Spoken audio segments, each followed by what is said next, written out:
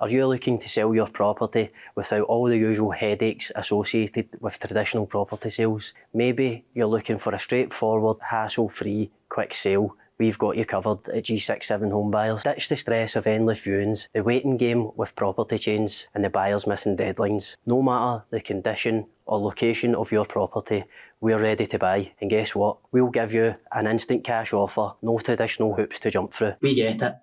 Sometimes you just need to sell fast, and we're here to make that happen. We'll often be able to buy in just a few days. You no longer need to worry about the sale falling through after weeks or months. We have buyers ready now. We handle everything for you, even paying your legal fees, and there is no hidden fees or estate agent commissions to pay. Just a smooth, easy sale with us by your side, helping you every step of the way. I am David Smith, and I will personally help you find a hassle-free solution to selling your property fast, beginning with a free, no-obligation cash offer for your property. Remember, I am here to help, so get in touch in the link below and let's chat. Welcome to Social Sessions, where dialogue becomes a catalyst for change. Today we're honoured to be joined by Jon Wedger, a man whose journey from the corridors of law enforcement to the forefront of advocacy has captivated hearts and minds. As a former Metropolitan Police detective turned whistleblower, Jon's courage in exposing corruption and advocating for justice has illuminated the darkest corners of our society. His unwavering commitment to truth and integrity serves as a guiding light in our collective pursuit for a fairer and more compassionate world. Welcome to Social Sessions, Jon. Brilliant. It's a pleasure. Thank you for having me. No, it's been brilliant. It's one of the ones, but it's one of the guests that I've been really looking forward to having on, Jon. So thank you very much for coming up. Well, half the thing is the journey. We got the flight up here, and it's an occasion, you know. So, yeah, it's great. It's great. So what do you think of Glasgow? What do you think? Yeah, back in its day, it must have been a phenomenal city. Aye. The buildings are gorgeous. I know. You know, it's striking. It's really striking. But it just looks run down. I know. It's a shame as all the big cities into it, they're all kind of run down into it. It's a shame. Yeah. I've travelled quite a lot in doing these, and when you go around the UK, London's different. London, they're ploughing money into it, left, right. It's getting like Hong Kong. They're building it up and up and up. I've never been to London. It's a place that I'm actually going soon, but I'm really looking forward to going to it. Yeah, it's getting to a point where it's breathtaking. You know, you step away for even a year and go back, and you think, wow, this is changing. Wow. It's changing by the second, but you know, it's becoming sterile. They're pulling down the council estates. They're going, all the old tall flats are going, and they're building even taller flats. So they kind of like, is it the working class stuff they're kind of getting rid of? Gentrification. Gentrification. Well, look at Stella Braverman. Remember Stella Braverman? She said that the homeless people make the city look horrible or something. Yeah, and that is getting worse. Homelessness. So. You know, years ago it was a problem. When I first joined the police in the early 90s, the homelessness was quite evident. And then it sort of went away. Aye. And during COVID, it disappeared. There was no homelessness. But now it's come back with a vengeance. And you see whole streets with not just sleeping bags, but mattresses now. I know. And it's everywhere. And the diversity of the place is incredible. It's... What do you think it is, Jon? Do you think it's just like that? I would speak about it quite a lot on here, like poverty and the kind of the quality is getting really out of hand in the way that the rich are so rich and the poor are so poor, and it just seems to be getting bigger and bigger, that gap. Well, I work with a lot of ex-offenders now, and we talk about this, you know, and especially when you get the East Europeans and the Southeast Europeans, and we got to remember that a lot of the East Europeans come over here, they still got property back in their homeland. Aye. And I spent the summer in Poland, and their standard of living is incredibly high. Is it? Yeah, very, very high. And I was shocked by it. I had this opinion that they'd be more like the Lithuanians. We spent, a few summers back out there, and you can see that that place economically has struggled. Aye. But Poland, no, it's quite austere there. You know, quite a cold sort of race as well. I'm not knocking anyone. I know. But over here, the average wage is 5 times their wage. So no matter what they send back, they're in pocket. They're in pocket. And Romanians are very similar. A lot of them have property back in Romania. And I said to them, you know, okay, you're doing well. And they are doing well because they come from agricultural countries and they know how to use their hands. They're workers. But I said, you know, you have kids here. Your kids are going to be tainted like our kids have, you know. And you see how the youth are changing, especially like the size of them and how they were. They're so different from when I grew up. And then you've got this fast food culture, the laziness. And I'm going to say, this is going to be very controversial for some people, but, you know, I think this comes from a qualified opinion. One of the biggest threats to young people is cannabis. It is, you know. People see it as, oh, you know, it chillax and all that sort of nonsense. But they're smoking high THC skunk, and they smoke it in the morning. It's not like soap bar, isn't it? No, it's some powerful stuff. It's stupefying them. There's this phenomenal doctor online. They've just sort of deregistered her and tried to deplatform her. I think, I can't remember her name, Barbara something or other. She's an Australian lady, and she was saying, I think she's a therapist, psychotherapist, and she was saying that with the over 30s that are suffering from schizophrenia, 90% of them have one thing in common: they were heavy cannabis users. You know, and it's taken away their ambition, and it's making them lazy. And it's this disease, I think, has come from America. We got it, and then the more people stay here, the more they'll get it. And these kids that are from parents from Albania, Romania, Lithuania, Latvia, they're not going to want to go picking berries like their parents did. They're not going to want to start digging and they don't want to do it. They want the culture that's here, which is a lazy culture. And then whilst they're here, no one's maintaining their land. And there was a Lithuanian guy who was moaning. He was saying because his country now, they're getting Mongolians and Bangladeshis doing the farm labouring work. I said, well, so it's actually moved. It moves. It's a void that gets moved, and it moves. And I think a lot of it's by design, you know, more than it is accident. But London's changing quick, and it's changing literally by the day. And but here, you know. So were you surprised to see Glasgow kind of run down as? Yeah. It was quite upsetting. And when you see how beautiful the city centre is, you know, the opulence of the buildings, they're huge. Oh, I know. You know, they're all carved stone and polished granite, and you think, wow, the bars are lovely. And then there's dirt and filth everywhere. It's really sad, but it's nice to come up here, and it is. It's I enjoy it, and you know, and I enjoy meeting like yourself, and you know, in any way I can help spread the word and all that.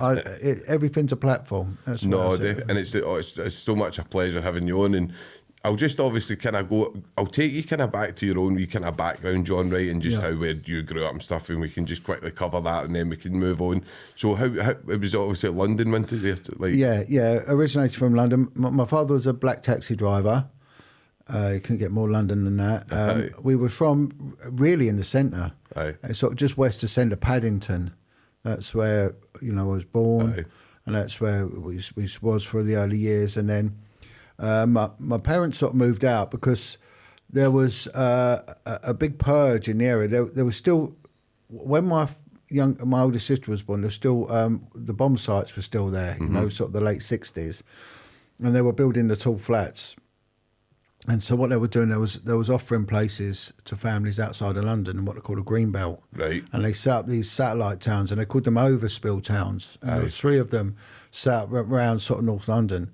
Hemel, Hatfield and Harlow, they all begin with H, and they were pushing families out there, and they sold them an incentive to go out there. So my parents went out there, but my father was absent a lot. He went back to London. He went back to central London, and basically left my mother out there with us. And I grew up there in a town called Hemel Hempstead. I was there, and then I moved back into London. I moved back in with my father. And I sort of basically spent my life really in London, and I took a pledge to my mum that I wouldn't do what my father did and spend all my life living in London, but it's sort of what I have done.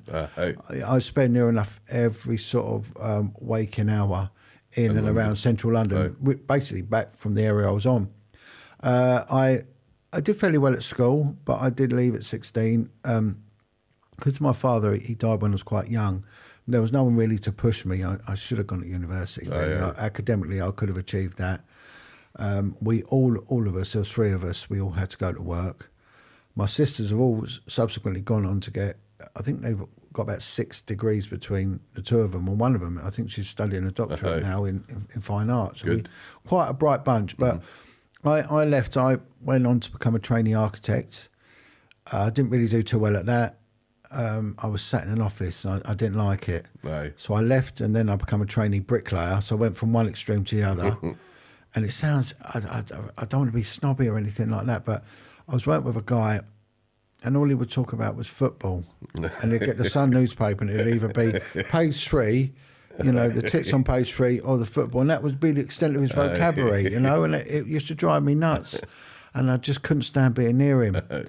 And so I left there, and I ended up taking an apprenticeship with British Telecom. Aye. But I had an obsession. My obsession was swimming. Aye. Even now, I swim near enough every day. I love swimming. If I'd have known, I'd have gone and had a dip in the Clyde. You know, I do wild swimming. I'll get onto that later because it's got massive benefits. Do you like cold water and that? Love it. Aye. Yeah, I love it. I like it, mister. Don't do enough of it, but I like it. It's brilliant. It's brilliant. I've just finished 2 years of every week swimming outdoors. I call it pants swimming. Pants swimming against depression. I've got a little thing going on TikTok. I've had 10 million views on it, on just me pants swimming. and I'll go anywhere, any weather condition, whether it's lake, river or sea in the UK. I did. So I've just finished 2 years of that. So I was obsessed with swimming, and I worked for Telecom. I was an engineer, and I could go swimming on my lunch break. So I sort of stuck that for quite a while. But I wanted more. There's more I wanted. Mm-hmm. I didn't want to join the military. I like fitness. And I went away for a weekend with the army with my mate. We both applied to sort of do this weekend thing and I hated it. I just hated it. Aye. I hated regimentation. I liked the map reading. I liked the physical side of it, was all right, but just the regimentation, I couldn't cope with it. I said to him, I'll never join the military. And then I just wanted to put something back. I didn't want to join the police. Because my stepdad was quite a violent man. Mm-hmm. Quite a dangerous man, really. Mm-hmm. He used to fight a lot. He was a heavy drinker, but he was very, very good to me, and he used to get in trouble with the police quite a bit. Was he a crook? He was a fighter. Aye. He was a fighter. He was a blacksmith farrier, a bit like a traveller, really. He had horses and a bit of land and things like that, but he could fight. Aye. And he'd come from a lot of abuse. Aye. You know, he was a very damaged man, and it was really my insight into the world of child abuse. Really, he never laid a finger on me. But he would fight men, and he did fight a well-known traveller and won, and got a title through that, and he bought his house with it. You know, when he was young. But he was good to me. I liked him. I got on really well with him. But he was always in trouble, and he used to really knock the police. Right. So I thought, he won't like me if I join. And so I applied to join the fire brigade, because I thought, with their shift pattern, I can do 4 days on and 4 days just dossing around, and I can go swimming. And he told me, no, you don't join them, they're a bunch of idiots. He said, if one goes to the toilet, they all go. And I thought, but my sister, my twin sister, had joined the police. She was a fingerprint expert. And she got me the forms, and she said, look, the Met Police are taking on people to train as divers. And of course I was into diving. I used to do scuba diving. And I went, okay. So she got the forms, I filled them out, and I passed everything. But at the same time I passed that, I passed the fire brigade, the fitness a lot. So I had these 2 jobs, and they both wanted me to start work, you know, with them. And it was over no brainer with the diving, but isn't it? Yeah, beautiful. I love it. I mean, that's good for you. You know, just seeing the majesty that's under the water. Even our waters are brilliant. You know. Well, one of the see, like, cause I wouldn't imagine, like, obviously it'd be quite dirty and all that. Well, you see some. I suppose you see some water up here. Scotland's got Scapa Flow, which is well known for, and you've got clear waters up here. You've got very good waters. I know. And when I'm thinking about, like, when you go to, like, even Loch Lomond and stuff like that, like, you can see clear. And you've got warm currents on the west coast. You know, you're spoilt. Where we are in the south, it's murky. But you know, Scotland and Ireland, you've got beautiful coastline, and it doesn't get used. Scotland is beautiful. Like, you've got lovely countryside all round. So I filled out the forms. Now, I applied for redundancy with British Telecom. So if I took the job with the fire brigade, it means I couldn't have taken redundancy because they wanted me to start too early. Right. So they, for example, they wanted me to start in February. My redundancy didn't come through till March, and the police said, we'll take you on in April. Aye.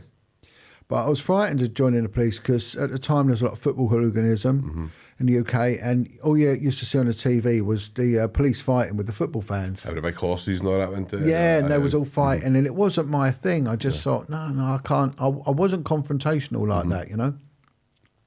So I thought, oh no, this isn't for me. Anyway, I took the job. Aye. I took it, and I didn't like it. You know, I got sent for my training, my basic training. It was 20 weeks. It was long. It was residential, and it was very intense. And it was. They said it weren't military; it's a civilian police, but all the instructors had come out of the army. Aye. Apart from legislation where there were coppers, your PT was done by the army, and the marching was done by army lads. You know, and it was awful. I hated every minute of it, but I got through it, and you know, sort of just scraped through. But I just thought I want to leave. I just want out. So what I started doing, and this is when God's got a plan, you know, when God's got a plan, ain't no man can go against it. I deliberately wanted to get sacked. So what I used to do was I had a little motorbike, and I used to do stupid things like drink drive. And I would, if I saw police, I'd deliberately drive past them. And I was at some traffic lights once in central London. The police were opposite me, and the lights were red, and I just went straight through them. Because I wanted to get caught. It's really weird. I had this attitude in my last days in the police. I just wanted to get caught because I wanted it to come on top, you know. And you sort of see that when people commit crime, self-sabotage. They want to get caught because it gives them a chance and a platform then, or whatever. It can come out then. You see with boys in the prison, John. See boys that are institutionalised. Yeah. And then their parole date's coming up, and they'll do something stupid. Yeah. And it's just to get kept in. And you ask them why did they do it, and they go, I don't know, and they do know, but they don't want to admit that they're institutionalised. Well, they're on the street, they'll call you, you know, a wanker or something like that. And when I first joined, the guy said, look, he wants to be nicked.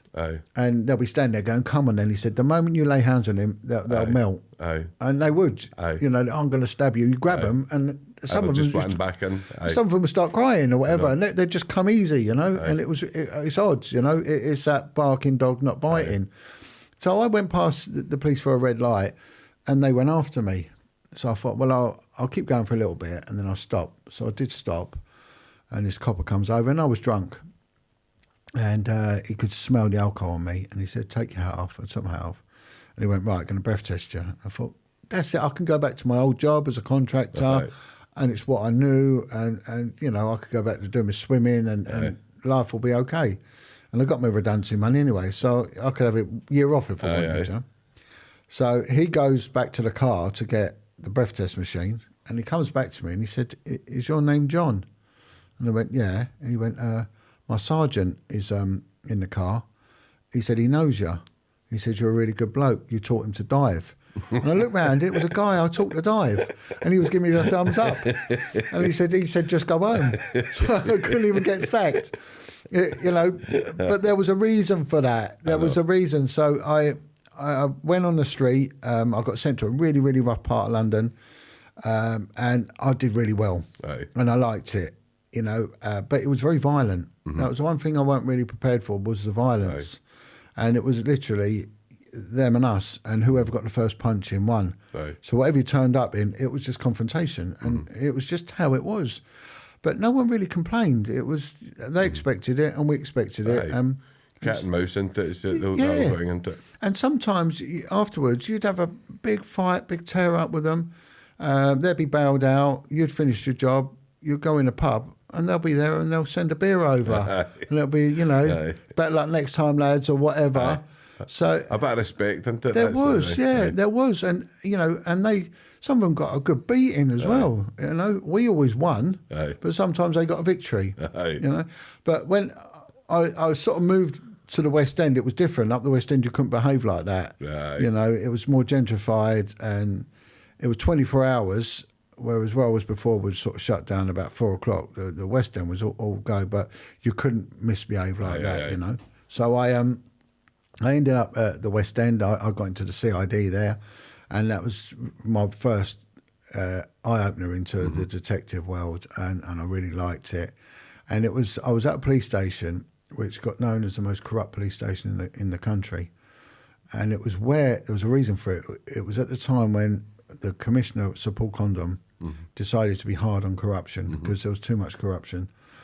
So they got all those that were suspected of corruption and they stuck them all in this police station, right? That's where they got slung.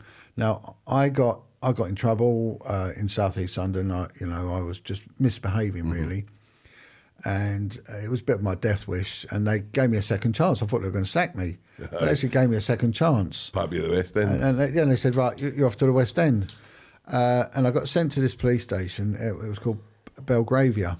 And I went from one of the busiest nicks in the country to one of the quietest, but it was where they put two categories of people. It's where they put all the corrupt CID, and it's where they put all the homosexual officers. Right. So they wouldn't get picked on. Aye.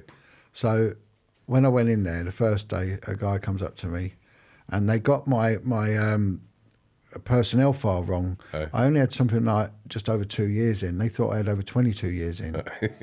So they thought. Pension, then. So they thought I was one of the old school boys, and they sort of pushed me into the CID, and but they thought I'd come from the big overspill of corruption. And the guy comes up to me, he said, well, what are you doing here? I said, well, I transferred here. He went, no one transferred here. He said, you come here for two reasons. You're either bent or you're bent. What are you? I went, I suppose I'm bent. And it was shocking, really, because some of the detectives there had been involved in serious corruption. And I really mean sort of like involved in... setting people up and all that. At the very bottom end, at the very least. And they'd come from the flying squad, the regional crime squad. Is it true that there was a wee division down there that were kind of actually like a kind of active kind of criminal gang? Yeah, there was one team of detectives, there's three of them, and in the lunch break would go into Oxford Street and that when they had HMV stores, the big record, and CDs had just come out, DVDs, and they were highly accomplished shoplifters.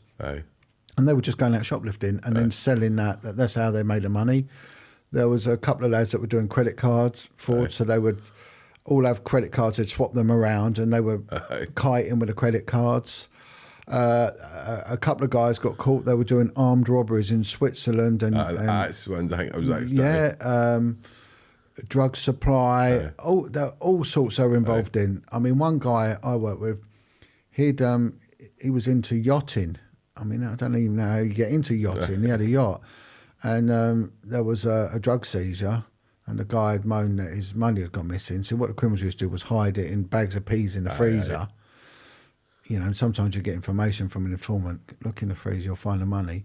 And this money went missing, and the next thing he's got all new sales for his yacht, and things like that. But they were very violent to people. I'd seen the violence before, but it was sort of justified violence. It was if you stole a car and run, you got caught, you'd expect a bit of a clout, right? But nothing over the top. But these guys that come from the flying squad, they would brutalise people.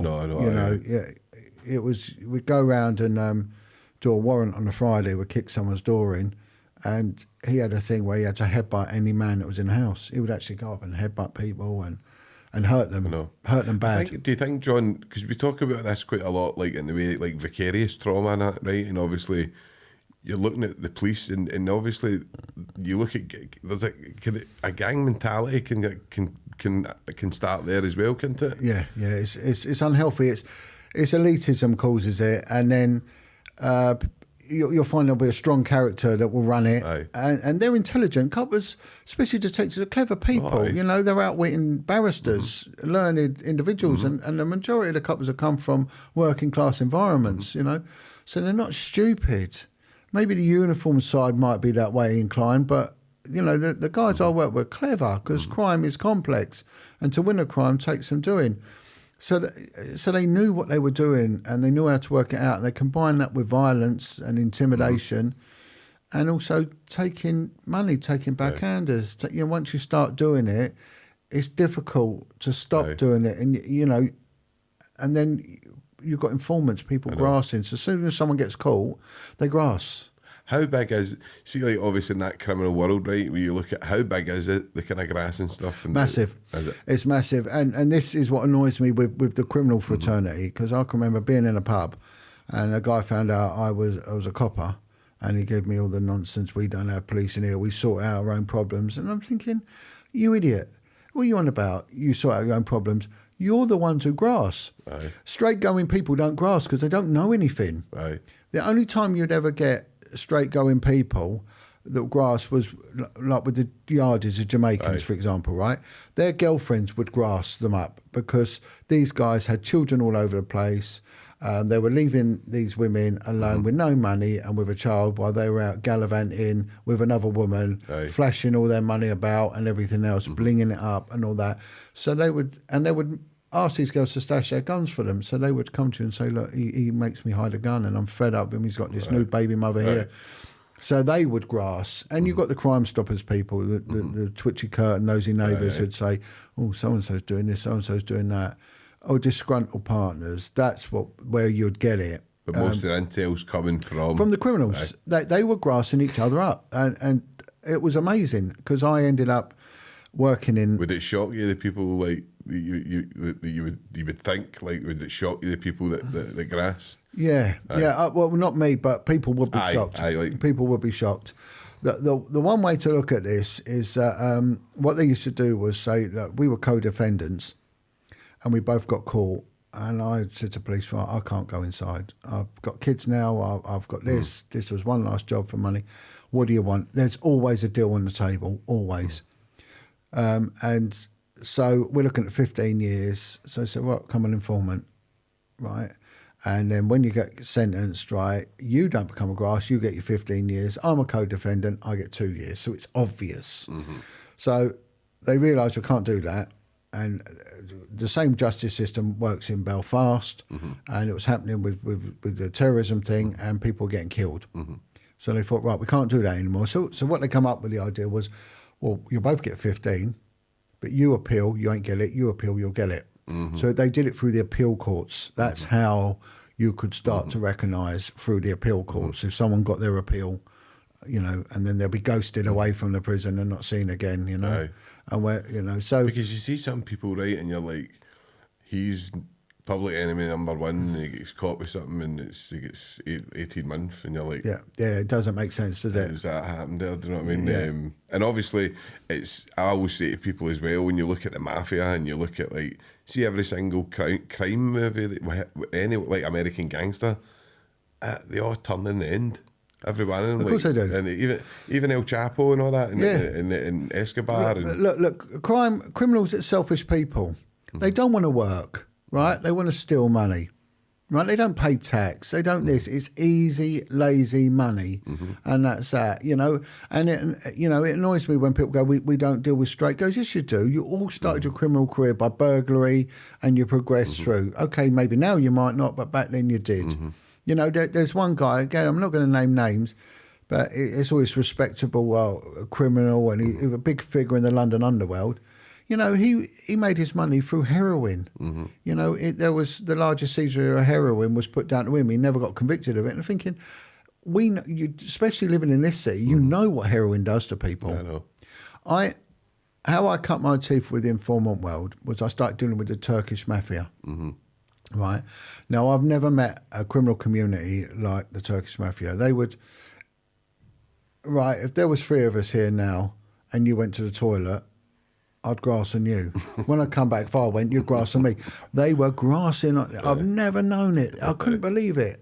They were willing to dob anyone in to clear themselves. You know, the most disloyal people, but they were so active in the importation of heroin. Now, what do you see? Food was always a way of laundering money. You used to get it with the Italians. They were the first ones with the heroin. They put their restaurants through and they filtered it through there. And the Mafia have always done it through food. The Chinese, again, I dealt with organised crime with the Chinese and the Vietnamese. You know, they're heavily involved in drug importation and brothels, prostitution, huge in that Chinese community. They never come to notice because they don't go outside the community. I don't. So you don't. Even when I was in prison, very rarely. And then there was one group of Vietnamese people come in, and it was so weird. There was one guy who they were terrified of. There was 6 of them, but they were up for a fight. They would fight anybody. But there was this one guy, he had all the best of clothes on, all this, and the other 6 didn't have anything. Yeah. And this guy used to shout at them in the gym. It was quite horrible to watch, because it was like real bullying in the gym and stuff. He would be shouting and telling them what to do, and they would all be doing it. But these wee guys would do anything for this guy. Do you know what I mean? And it was quite obvious that the way it worked, and that was the only time I ever seen in the 15 years I seen Vietnamese, and they didn't associate with us. They just done their own thing. It was like totally don't want to know anything about you kind of thing. So that kind of makes sense there. I can remember I dealt with one guy. I used to come to Scotland, to the Scottish prison system quite a bit, and I found it very brutal. Aye. A very, very brutal system. The East Coast, not so much, but when you come over to the West Coast, you know, and like I said to you earlier in the conversation, I did quite a bit in Greenock prison, and the vibe was awful. Aye. And I couldn't trust the guards, just couldn't trust them. They would pass on information to other prisoners that they suspected, because we would go in as solicitors. We booked legal visits, but they knew we were coppers. Aye. And they would tell one guy, bless him, he was giving information, and we went in as solicitors, and the guard had gone and told everyone, and you could actually hear them shouting grass while we was interviewing him. Aye. And the moment he left the cell, within minutes they'd held him down and stamped on his arm and broke his arm. A lot of people, when we were in prison, because obviously I've got so many great friends for prison, and there's a lot of good guys in prison. And I know there's a lot of bad guys, you know what I mean? But there's a lot of good guys who have just got really bad background stories, and I always kind of say that. Some of the best people I've met were through prison, but you did used to see some things when big cases were getting on, people would get called up to their lawyers, and nobody was allowed to go, and it was, do you know what I mean? So they made it quite obvious. It was obvious, and it's a very closed environment. There's not much you can do, and people want out, and they're willing to trade. And we was always out offering that trade. And you'd say to people, look, here's my number. Yeah, you can F off, and you can this. And a month later, you get a call, come and see me. Come and see me. And we had a rule that the tail must never wag the dog. So you was always in control. But, you know, that was corruptible as well, because... do you know what I don't like, John? I don't like the fact that the police would allow a certain gang to operate, right? And that was legitimate as well. See what you do, Sean? You'd say, right, the reasons for you doing it, right? And one might be they've gone to God. It's a legitimate reason. They want redemption. Okay, you can deal with that. One that you know they want a reduction in their sentence, and one is to take out the competition. It used to be a legitimate reason to become an informant, to take out the competition, and it was allowed. But what you can't have is that whatever they must give you must be bigger and better than what they're in for. This is where they screwed up many times, because they would be getting guys in there for murder, and they were just giving up minor level drug dealers and things like that. Coppers were nicking the informant money as well, because it used to be paid out in cash, and they'd meet up, and there used to be 2 keys given out. They'd have one key, you'd have one key, you'd meet at the deposit box, open it up, the money would be in now. And of course, the coppers were there with the money doing a changeover with this criminal, and it would be wild, isn't it? It would be right. Half of that's ours. Half of that's ours, and then you got coppers that started living that gangster lifestyle. They wanted to be, and then, of course they then get caught up. Isn't it? It is infectious, yeah. And I'm not saying like, because I'm totally like against that kind of way of living and stuff like that. My values and stuff like that have changed over the years, and I know a lot of good people that are involved in it that would love to get out of it, and most people that are in that game don't want to be in it. Do you know what I mean? But there is that certain, maybe addicted to that kind of infectious kind of. Well, there's another thing called honourable corruption. You know someone's doing it, but you can't prove it, so you stitch them up. You plant stuff on them. You know, and was that quite? Because I had one of my good pals, right, and I can name him because he's dead now, and I wouldn't mind anyway. My wee pal Clyde, he'd done three. I think he done a 7, he done a 9, and he done a 10, and he done another 10. So he did tell, he says, see the third one, Sean, I never done it. I promise you they put, and look, I didn't hang it lie, but he says, I promise you, I went out to the motor and nothing. He says, they searched it and they went, what's this? And they pulled out a 9 bar of coke. Yeah. And he says, I couldn't believe it. He says that they put it there, do you know what I mean?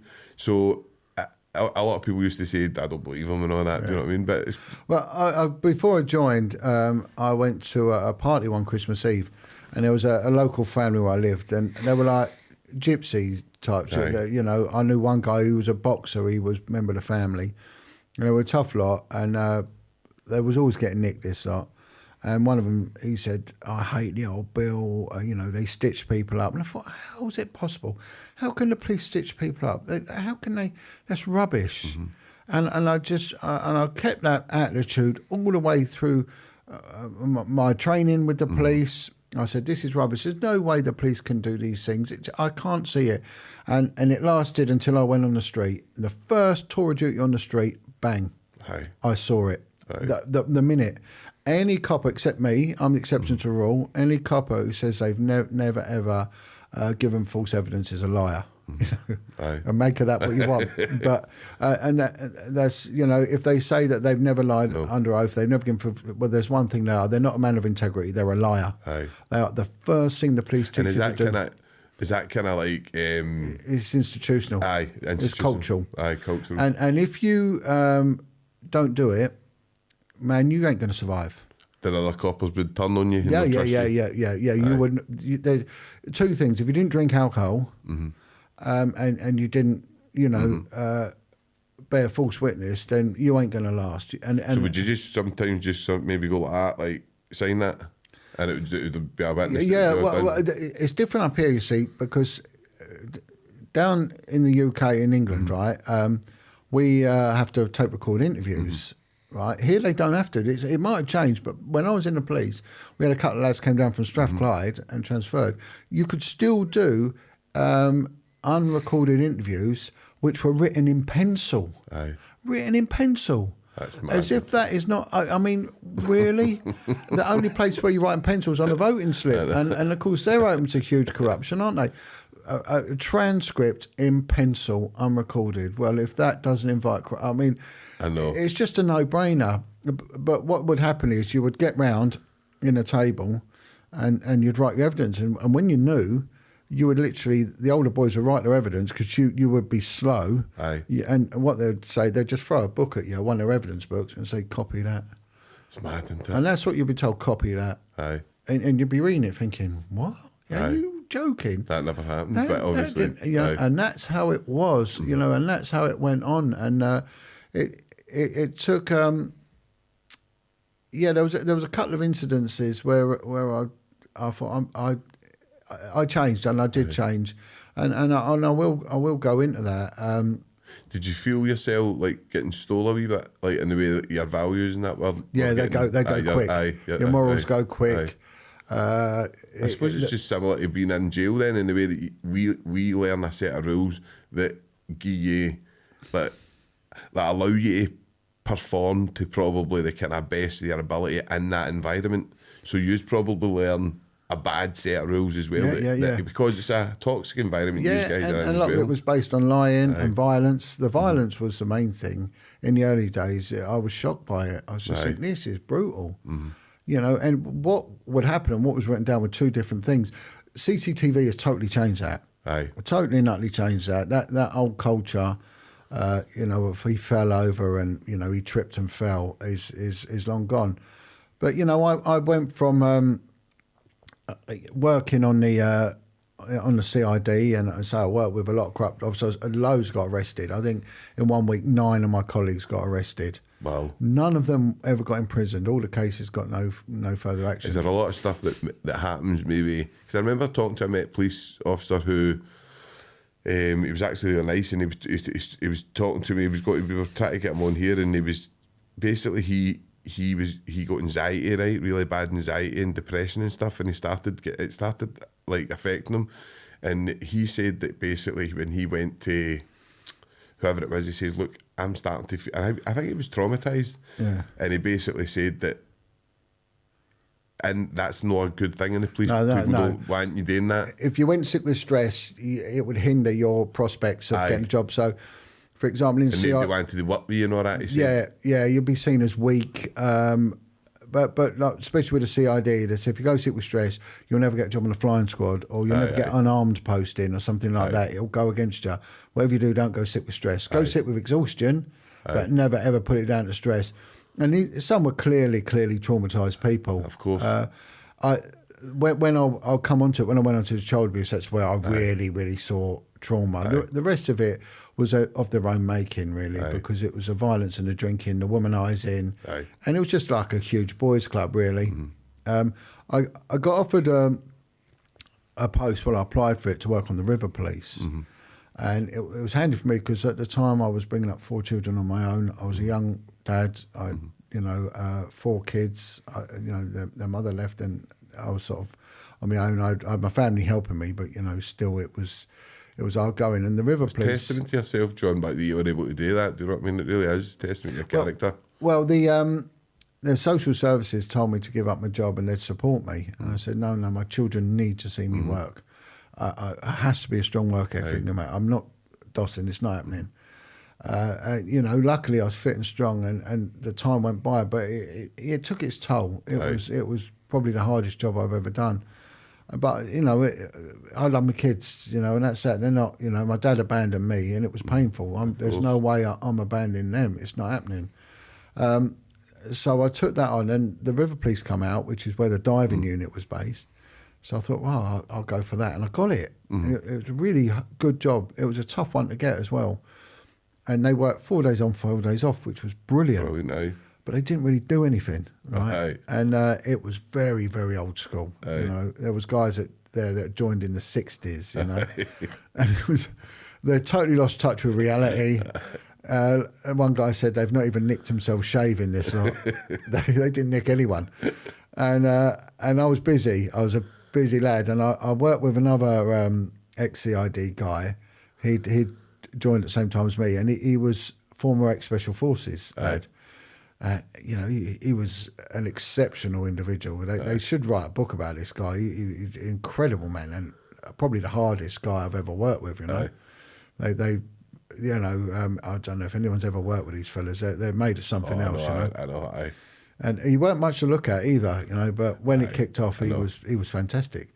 So it was me and him, and we sort of just let loose really, and we started nicking people, and there was a sergeant in the intelligence unit there, and he'd come from a CID background. So he was again, he was like a fish out of water. Very, very busy guy, very well connected. I mean, not that I ever knew, but he was probably high up in the Masons, I would have thought. That's when I started. Is there a lot of that in the police? Yeah, this is where I started noticing it. When you got onto specialist units, you start noticing. You're thinking, how do these people get these jobs? How do they know each other?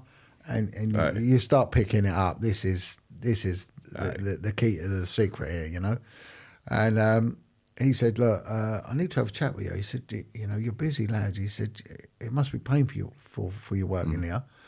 I said, yeah, well, because of my domestic situation, it does me really well. He went, look, he said, I need you. He said, there's a job coming out. He said, but it's very hush-hush, very covert. And he said, it means you're going to be working from here, but seconded to the paedophile unit. Are you interested? I was like, well, yeah. And, I've never really thought about child abuse stuff. I thought, it's not really my thing. Or anything like that. So what I did was I thought long and hard, because I've got kids at home. I don't really want to start getting caught up with a paedophile. And it wasn't really that important to me. So I said, well, what is it? He said, look, I want you to track down paedophiles. He said, we've got information that there's some sex offenders that are living on canal boats. Intel's coming from the police, from the prison service. Because the prison service got their own intelligence unit. We used to link in with the prison service, and we used to always listen on them phone calls. It's called the PIN system, isn't it? PINS system. And it's a private system. So we would, I mean... I heard stories that sometimes the police would actually sit outside jails with the scanners catching the calls for the mobiles. Is that they might do that, but I mean, I used to go in the prisons and actually sit in the intel thing and listen to the calls. That's it, aye. I'd spent months in prisons, Aye. just listening to calls, and then just recording them and logging them and all that, and then monitoring all the posts that come to in. build up the intel and all that. Yeah, and then and also when people were putting for VOs, they'd lie about it and they'd give the VO to someone else, and and so we'd have them nicked. We'd know when post was coming in, and they'd put the drugs under a stamp or under, there was all these little ways of getting stuff in. This was before they were droning things in and stuff like that. So anyway, they had information that to avoid being registered as a paedophile, because the law had changed when they had to start registering, that they go on a canal boat. There's a loophole that allows someone to live on a boat, move about, and not be detected. So they said, there's 2 of them been recognised in London. Go and check them out. See if you can link them in with another 2 in the next month. We'll be really happy with that. So I said, okay. So look, you can work for me. You can work for me. You can do what you want, but bring the results in. Anyway, they asked me what I wanted, and I said, can I have a bike, push bike? So they gave me a push bike with a bell, had a little bell on it. Because to ride on the canal, you've got to have I was the only one. You meant to have a licence to ride a bike on the canal and a bell. I was the only person on the whole canal with a licence and a bell, a little bell. And what happened? Well, it didn't last long, because I was daydreaming one day and I was riding the bike along and I went straight into the canal. I rode straight into the canal and the bell, I lost it in the canal. I did. I went bush. Anyway, within the first month, I found 90 paedophiles. How many? 90. Fuck. So, how long was that in? And they range from just the low level sort of downloading of child pornography up to there was a couple of people that were planning to abduct, rape, torture, and mutilate a young boy. And we'd managed to intercept it, and it was real. And how long was this? How long was this over a period of? A month. In a month. It was awful. I mean, I know it's wild, John, right? And I know we're going to go into it, but I know the numbers will probably frighten a lot of people. But 90 in a month when they'd asked you to pick. And what was happening was, because the BBC had brought out that programme Rosie and Jim with the little rag dolls in the canal boats. So kids started loving the canals, and it sort of built up this revitalisation. And then there was these companies would set up respite care for kids in care or special needs children, and there was a couple of individuals set up respite care for looked after children on canal boats, and one of them was a dangerous paedophile, and he was taking kids out on respite care, like non-verbal special needs children and things like that. It's frightening, isn't it? It was absolutely shocking, and obviously this was a shock to you, like were you like? So I started working with an intelligence officer at the paedophile unit, and I started going to meetings, and it really opened my eyes at how organised and how dangerous it was. Are these organised as like organised crime and all that? Yeah. So there was all different units, but it went from the intelligence service. We'd have meetings, and they would be in secret locations. Sometimes they'd be in like porter cabins on old runways and things like that. We'd meet. It was odd, and there would be representatives from the healthcare unit. There'll be the travel agency had an intel unit, the intelligence services, the military, airport security, post office had a really good unit. The post office did a lot of intercepts with mail, and of course police forces and social services. So that they'd be sharing information, but it started getting very sensitive, And I then started getting an analyst to work with me, and this analyst would take all my information and start putting these charts, they're called Anacapa charts, with these little people and how they linked. And it started linking not just people on canals, but it started going up and up and up, sort of the evolutionary scale, as it were. And it culminated in a boat in the upper reaches, the posh, affluent, wealthy upper reaches of the River Thames, towards Surrey and areas like that. And there was people, just say that the people of prominence in the UK establishment were involved with one guy who had this boat, and young boys were being taken there and sexually abused. And is this people just going into homes and stuff and just like taking the kids out for a day out and stuff? It was mixed. There were kids that had come from boarding schools. They got preyed on as well. They suffered quite badly, the upper class kids. Because that there's a kind of, obviously you can explain it, John, but there's a kind of wee system in boarding school, isn't there, that's normalised and desensitised where... I'll come on to that, and I'll show you how this evolves. And there was a guy, his father was Lord Montague, and he wrote a book. His name's Robert, and he wrote a book because his father was sexually abusing him. And there's a stately home in England called Bewley Manor, and this guy lived there with his dad, who was a lord, and I think his dad was a member of Churchill's cabinet at one time, and he was raping his own son. And this Robert said to me, very posh. He said, you help a lot, because I then went on to help leaving the police survivors of child abuse. And he said, these people you help come from the lower and the working classes. No one spares a thought for us, the upper and the ruling classes. We get it most. At least the police will listen to you people. They'll never listen to us. Because upper class. Yeah, because it's, and he said, we get it worse. And he was right, he did. And I will cover this. I've never really thought of that about what you mean, And I'll show you how it all works, because at the moment there's bits all over the place. It started coming out, I think, what's his name, Pete Townsend from The Who was arrested and cautioned for paedophilia. And so it started slowly getting into the public domain that celebrities were involved in this. And so I was on it from quite an early stage and saw it coming through. And you'd start getting information through from these investigative units of people that were involved, and some were well-known actors.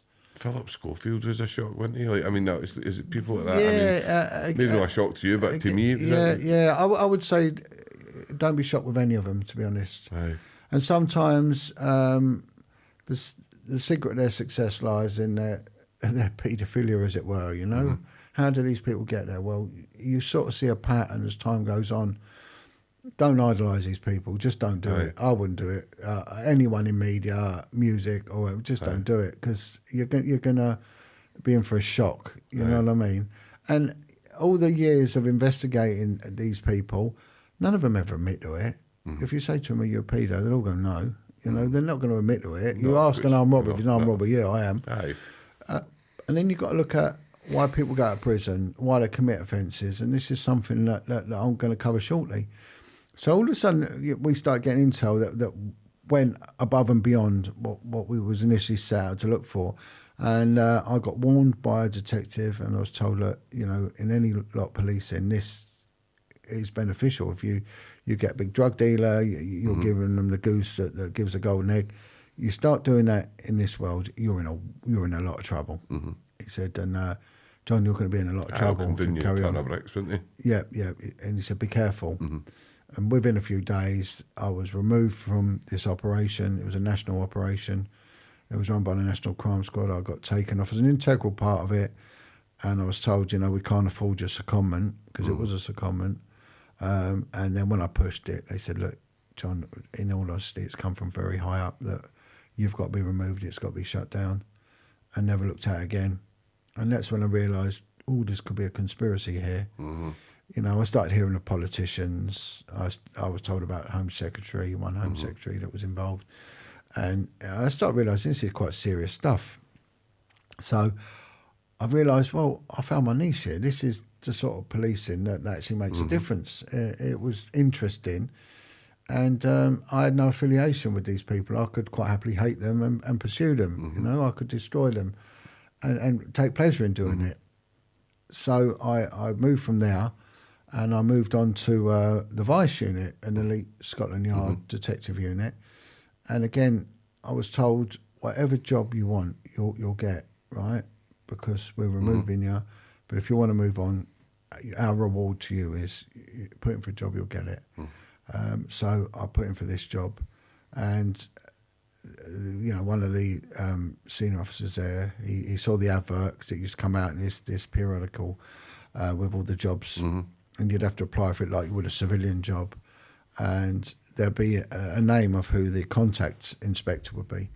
And so my senior officer saw, he said, who's the contact? And I went, this guy, and he went, yeah, I know him. And it turned out, allegedly, that they were both in the same lodge together. And what had happened is they knew each other through whatever connection and all that. So he said, right, I know him. He said, I'm going to ring him. So he rings him up. And he says, hello, my brother. Hello, brother. And he said, look, got a lad here. He said, he's ideal for that job. He went, okay, if you sponsor him, then pen and paper ready. And he then's got me on loudspeaker, and then he reels out all the questions they're going to ask one by one and the exact answer. So it was perfect, you know. And said, as long as you endorse him, that will go in his favour. Sticks to that, he's got the job. And lo and behold, I went for the interview. It was word for word. I rattled through it, and I came highest, in the points for that. Got that job. Started working with Vice, with prostitutes. That must have been hard, eh? Yeah. And again, there was two factions. There was the brothels, and I didn't really have much respect for them because that was money, right? But so do you think there is a lot?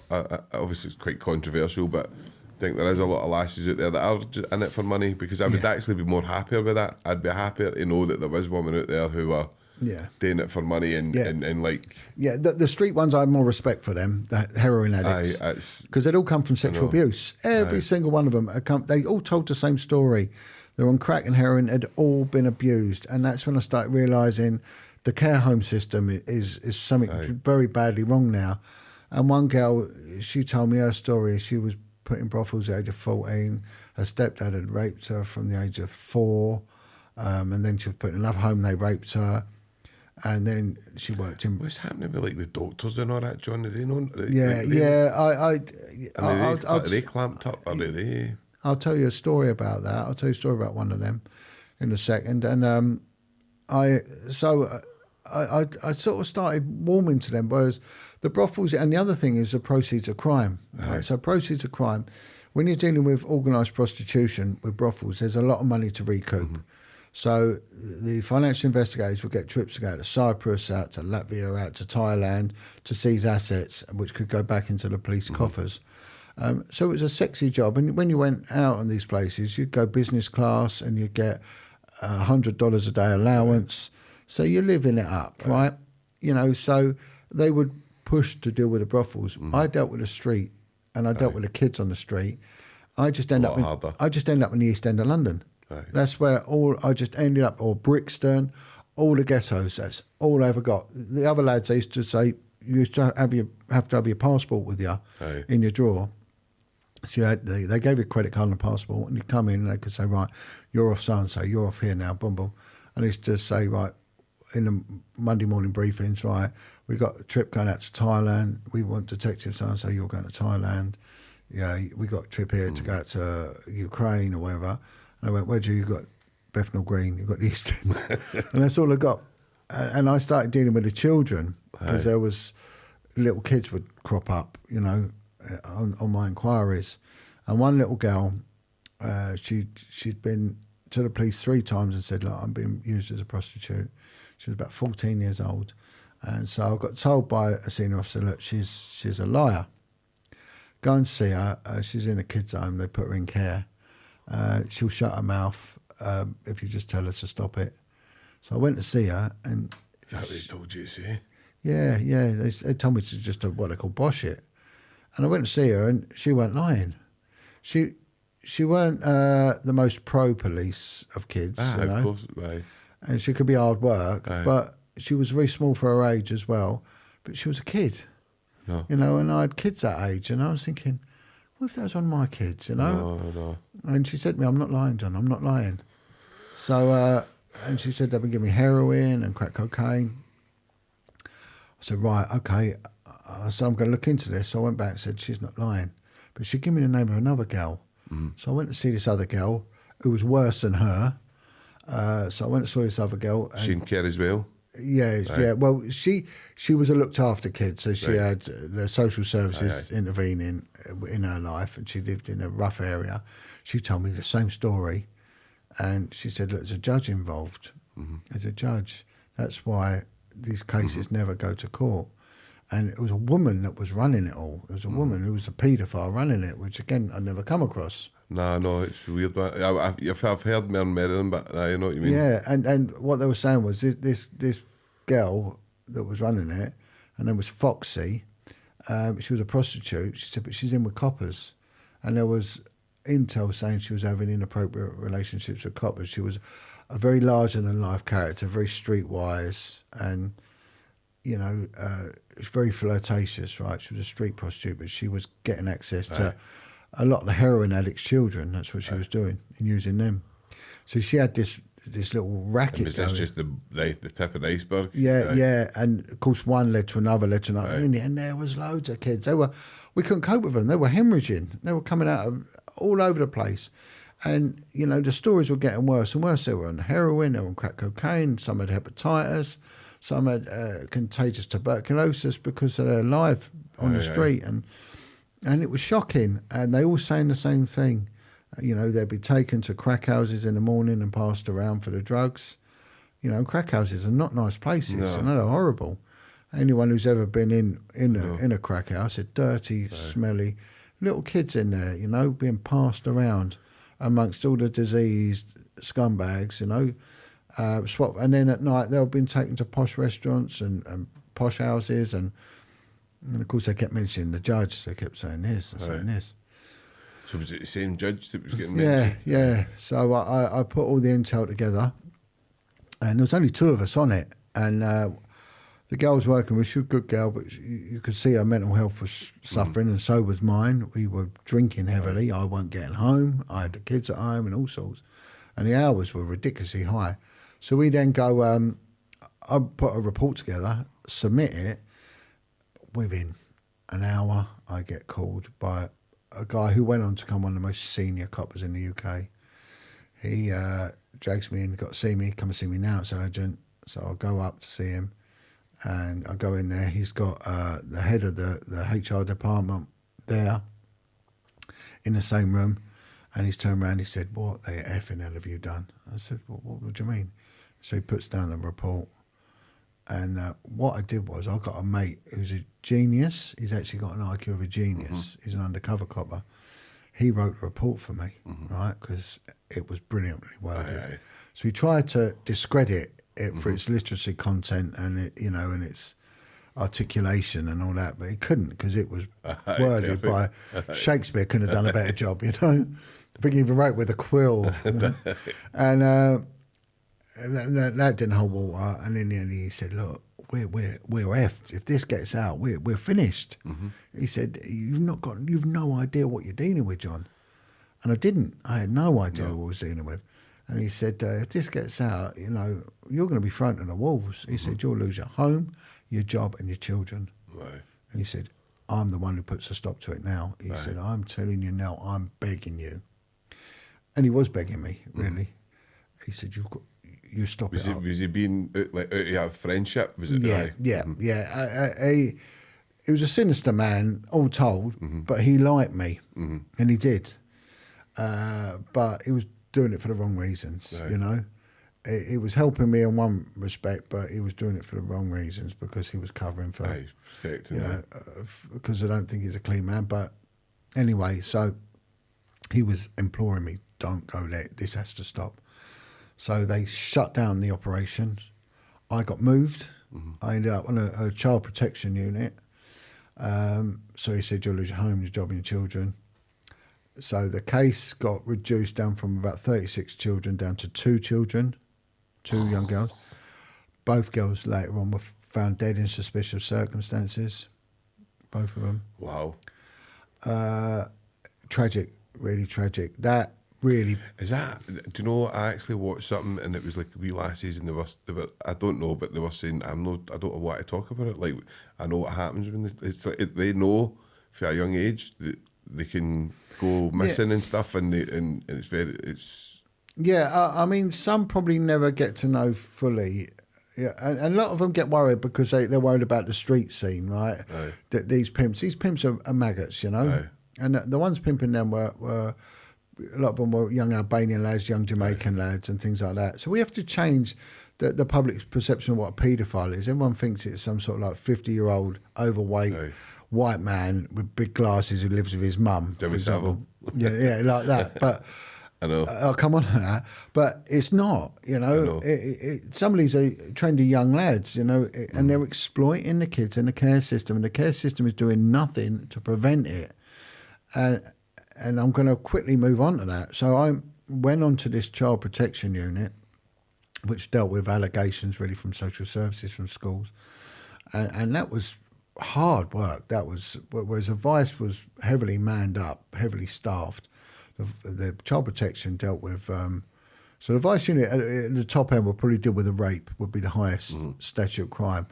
When I went on to child protection, you're dealing with murder and attempted murder on a daily basis. The bottom end was rape of a kid. And that was like the bread and butter. And whereas before you'd have 20 detectives, now you had 3 or 4. And it was just so hard work, right? And see all these kids, John, see all these kids, where did they go? Where did they go missing? Yeah, right. Like, so, because I've seen, I read something while I was researching you, right, and it came across, and I could not believe the amount of number of children that go missing per year. Yeah, we'll look into it. I'm going to get to that now. So what I did was, when I went to this unit, I said to the woman sergeant, right, I said, how many kids do you have involved in prostitution? She went, I'm glad you said that. She said, look, as well as the investigator job, you have a secondary role. For example, someone might be the point of contact for female genital mutilation, because we had a lot of East Africans living there and stuff like that. So one person would look into that, and I don't think they ever really got a case of that. But there'll be all these sudden infant death syndrome. Someone would look into that. And one was looking into child sexual exploitation. So the girl that was looking into that, she's just gone on maternity leave, but she dealt with it for 2 years. She never dealt with one case in 2 years. She said, well, if you do it, you go to these meetings with social services and you can have an easy day. You can go off early if you want, you know, because we won't want you back. So I said, yeah, can I have that? So no case in 2 years. Right. So I straight away asked the social services for a list of the kids' home. So I get the list of the kids' homes. There were 26 kids' homes in this borough, busy London borough. And I rang up the first kids' home and said, right, how many children have you got? Went, 5. How many did you lose at the weekend? Right, missing. She went, 3. Right, what happens to them? Pimped out. Right, okay. Rang up the next home. 6 out of the 6, 5 of them. This is residential homes? Yeah, residential homes. So within 10 minutes, I found 10 kids that were being pimped out, right? Whereas this other girl claimed she didn't come across one in, you know, in 2 years. Look, if you want gold, you've got to dig for it. Within the end of a few days, I found 50 children.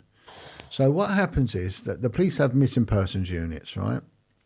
And it's compartmentalised. So anywhere else, like if it was building, you could say a bricklayer could get a job to lay bricks and render. No, rendering's a plasterer's job, but bricklayer can do it.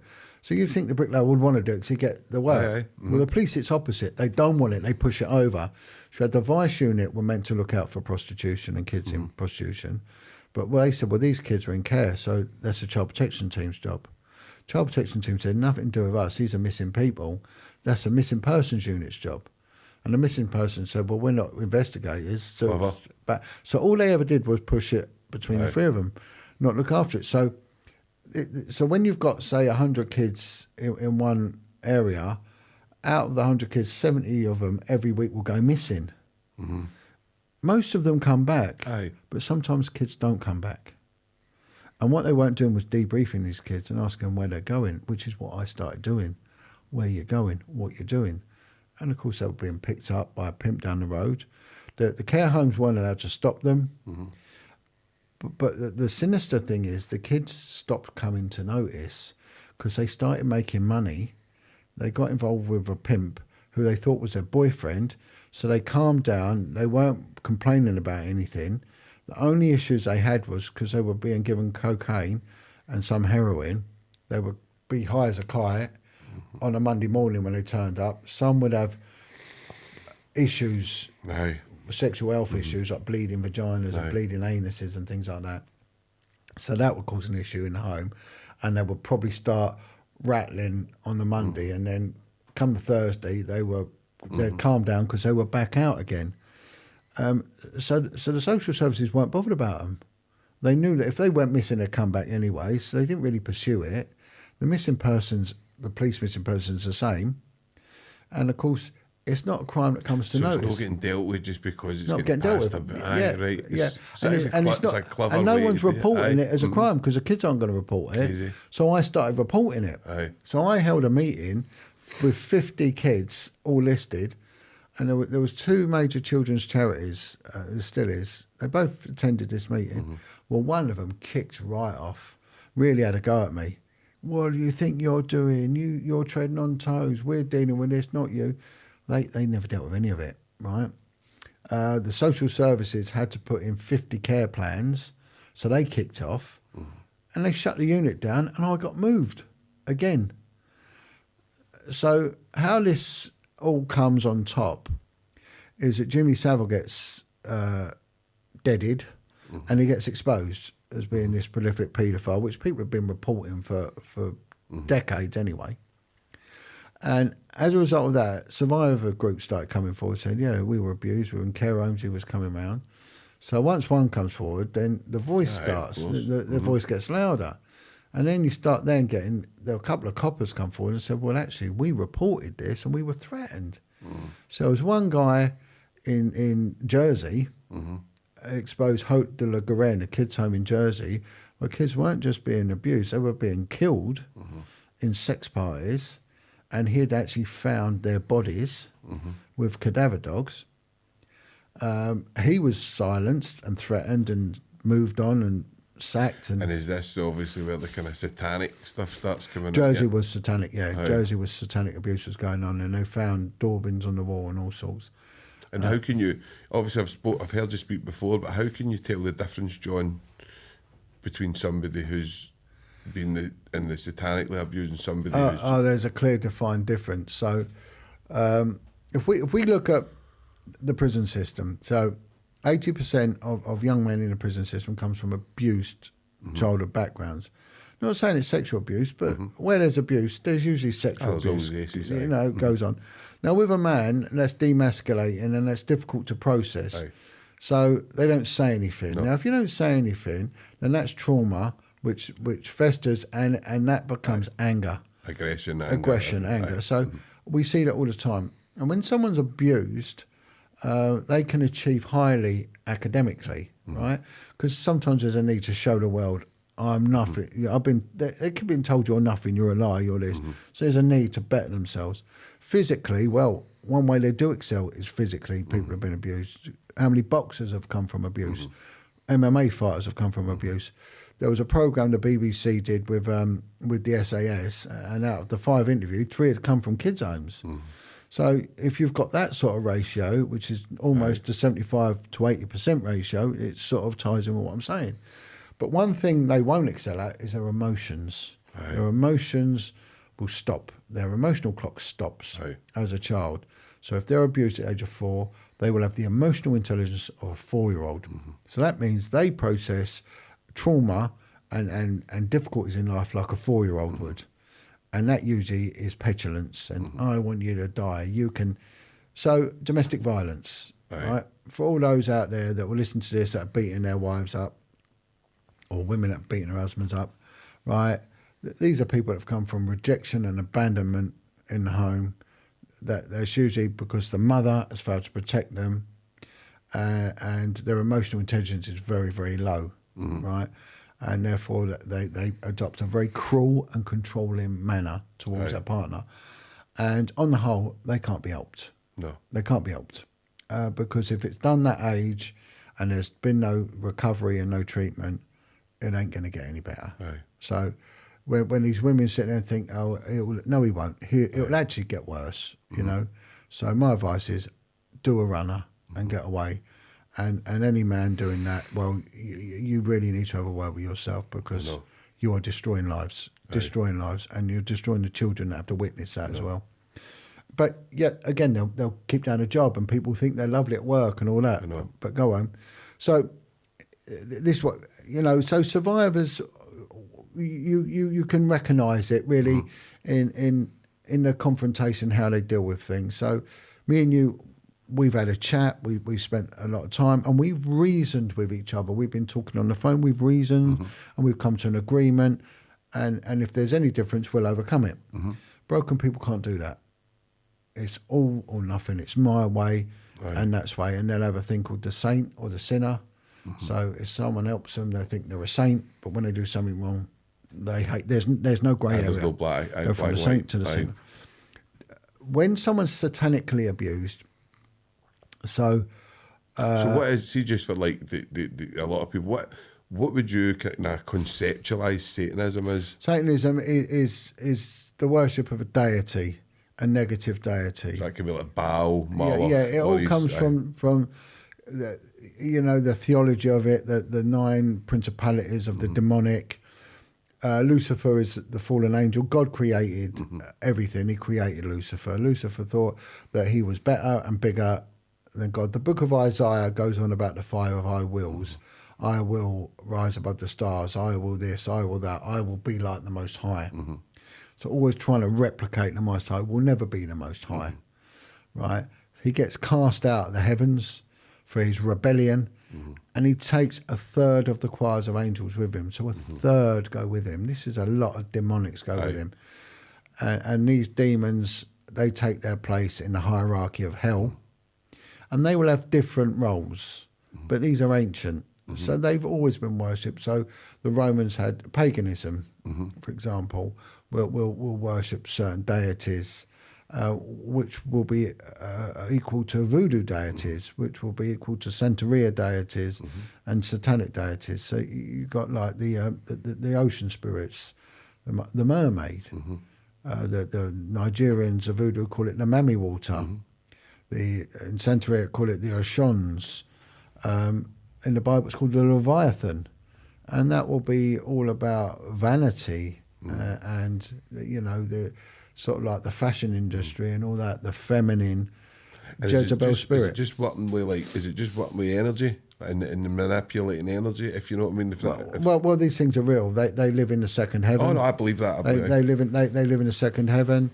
They're disembodied spirits, and they have to inhabit a spirit a body to exist, but there's a debt to be paid off. Jesus Christ paid that debt for us with his blood, and that's why it's all about the blood. So the demonic always demand the blood. It's all about the blood, and also with Satanism, it's all about self-worship. So you'll get this thing, as long as I don't hurt anyone. Whereas harm, everything you do could potentially hurt someone. How do you gauge what it is? That's your point of view, whether you hurt someone or not. Okay. You don't know whether you've hurt them or not. So it's self-adornment is one of them, the pure selfishness of it all. There's no judgment. Just do what you want. Do what you want. It doesn't matter. But again, Satanism itself, it's structured. It's very structured. And the enemy is Christ. So you never.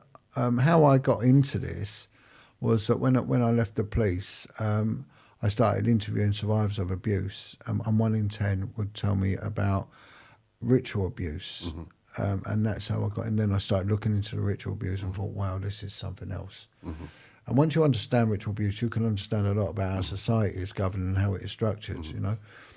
And the survivors, part of what they do is they torture them. So that they undergo a lot of distress in their younger years. They get drowned, they get electrocuted, they're made to have sex with animals, they're defecated on. The horrific things are done to them, which fractures the mind, because the mind needs to survive. So what it does, in order to not deal with the memories, it puts them away, it pigeonholes them, but it characterises them at the same time.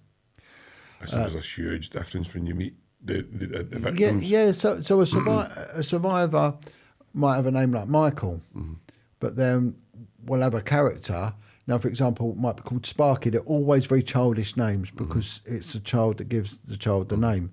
So you'll never have like Michael will have an alter that's called Sir Tristan or something like that. It will be like Sparky. Now, Sparky will be because they've been electrocuted.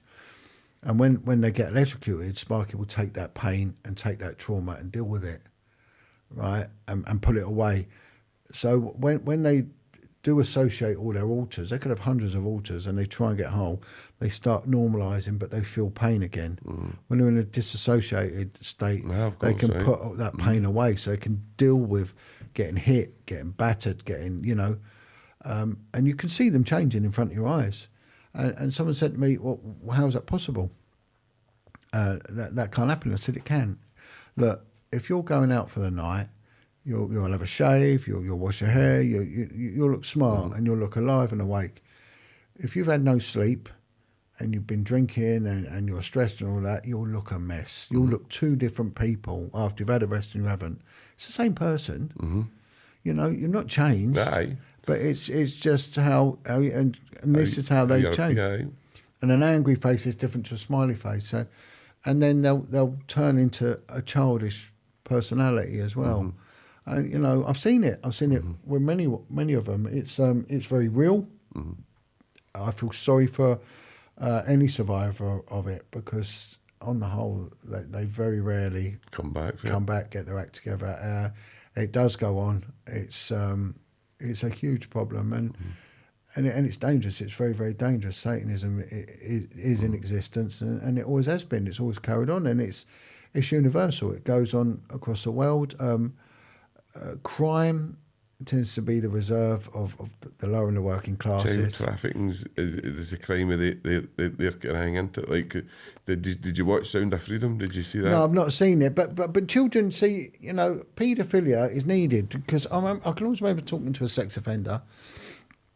I've interviewed many of them, and I said to one guy, "What is it with having sex with a kid?"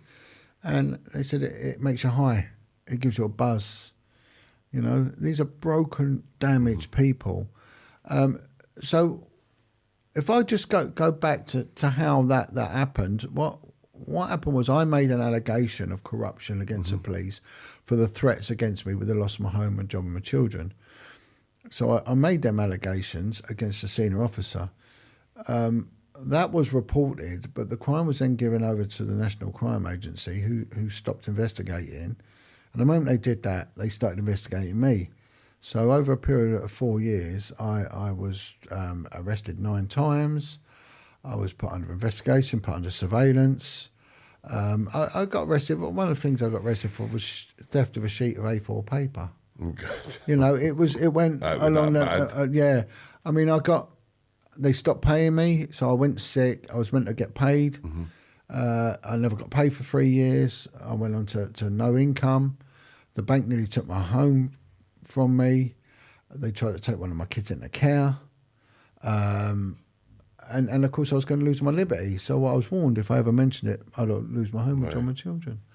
One of my kids was involved in a terrible accident, and he was in a coma.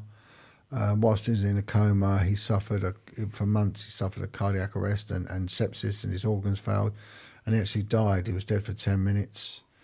So sad. However, they put him on full life support. I was given 5 days for that. He went through. He had a minor brain algorithm, but on 100% life support. Very dangerous to the body. It ruins the body. It ruins the lungs and all that. But after the 3rd day on it, he actually woke up. There's a bigger story, which is my journey really towards Jesus. It's it forms its own discussion, and it can sort of go, which is one of the reasons why I end up looking at the ritual abuse stuff a bit more. And it really gave me the power to fight back. But while my son was in hospital and I was with him, the police tried to take one of my kids into care because he was at home, my 15-year-old with my 23-year-old, and they did terrible things. But I fought back and I won. I managed to get every single case overturned. Every single case was thrown out of the justice system. The CPS refused to prosecute. and it was exposed. It was bullying. I took out a civil remedy against them, and I managed to get my pension. And I managed to leave the police. So I decided then that I'd use my skills that I had as a detective and an interviewer, really with children for many years, that I'd go and speak to survivors of abuse. Then I found out that a lot of ex-criminals that got into serious and organised crime had come from the same background that I've been investigating. So I started getting a lot of ex-criminals contact me, some of them serious gangsters in their day. And I started working with them, and through that, I then got put in touch with survivor groups, care home groups, kids that had been institutionally banged up and they'd all been abused. So I started researching the care system and the corruption and abuse that went on in there. I then started getting the satanic ritual stuff, looking at that, and that took it to a very, very dark place. Right. Can imagine. That wasn't good at all. And another reason why I become a born-again Christian, because you cannot look at this stuff and not have protection. You can't. Right. You are going to suffer bad. Because you're walking into a curse, you see. It's a cursed environment. And it's a spiritual thing. The fact that you are dealing with deity worship it's spiritual and it's witchcraft. And the children are the fuel. And it's sacrifice. So the children are. I don't know if you'll know this, John, and you might not even know, but I've read about what's adrenochrome. Well, that's. I mean, the blood gets charged with out of fear with adrenaline. Now that's all it is. It's adrenaline that gets into the blood, and it oxygenates the blood. So the more trauma a child's put in and then killed, they drink the blood, you see. The blood is passed around. So anyone who said that they go to a satanic ritual and they didn't like it and they walked out and didn't drink baby's blood is a liar. The devil's a liar anyway. He was, he's a liar. Because I've seen Ryan Garcia there. Ryan Garcia, the boxer.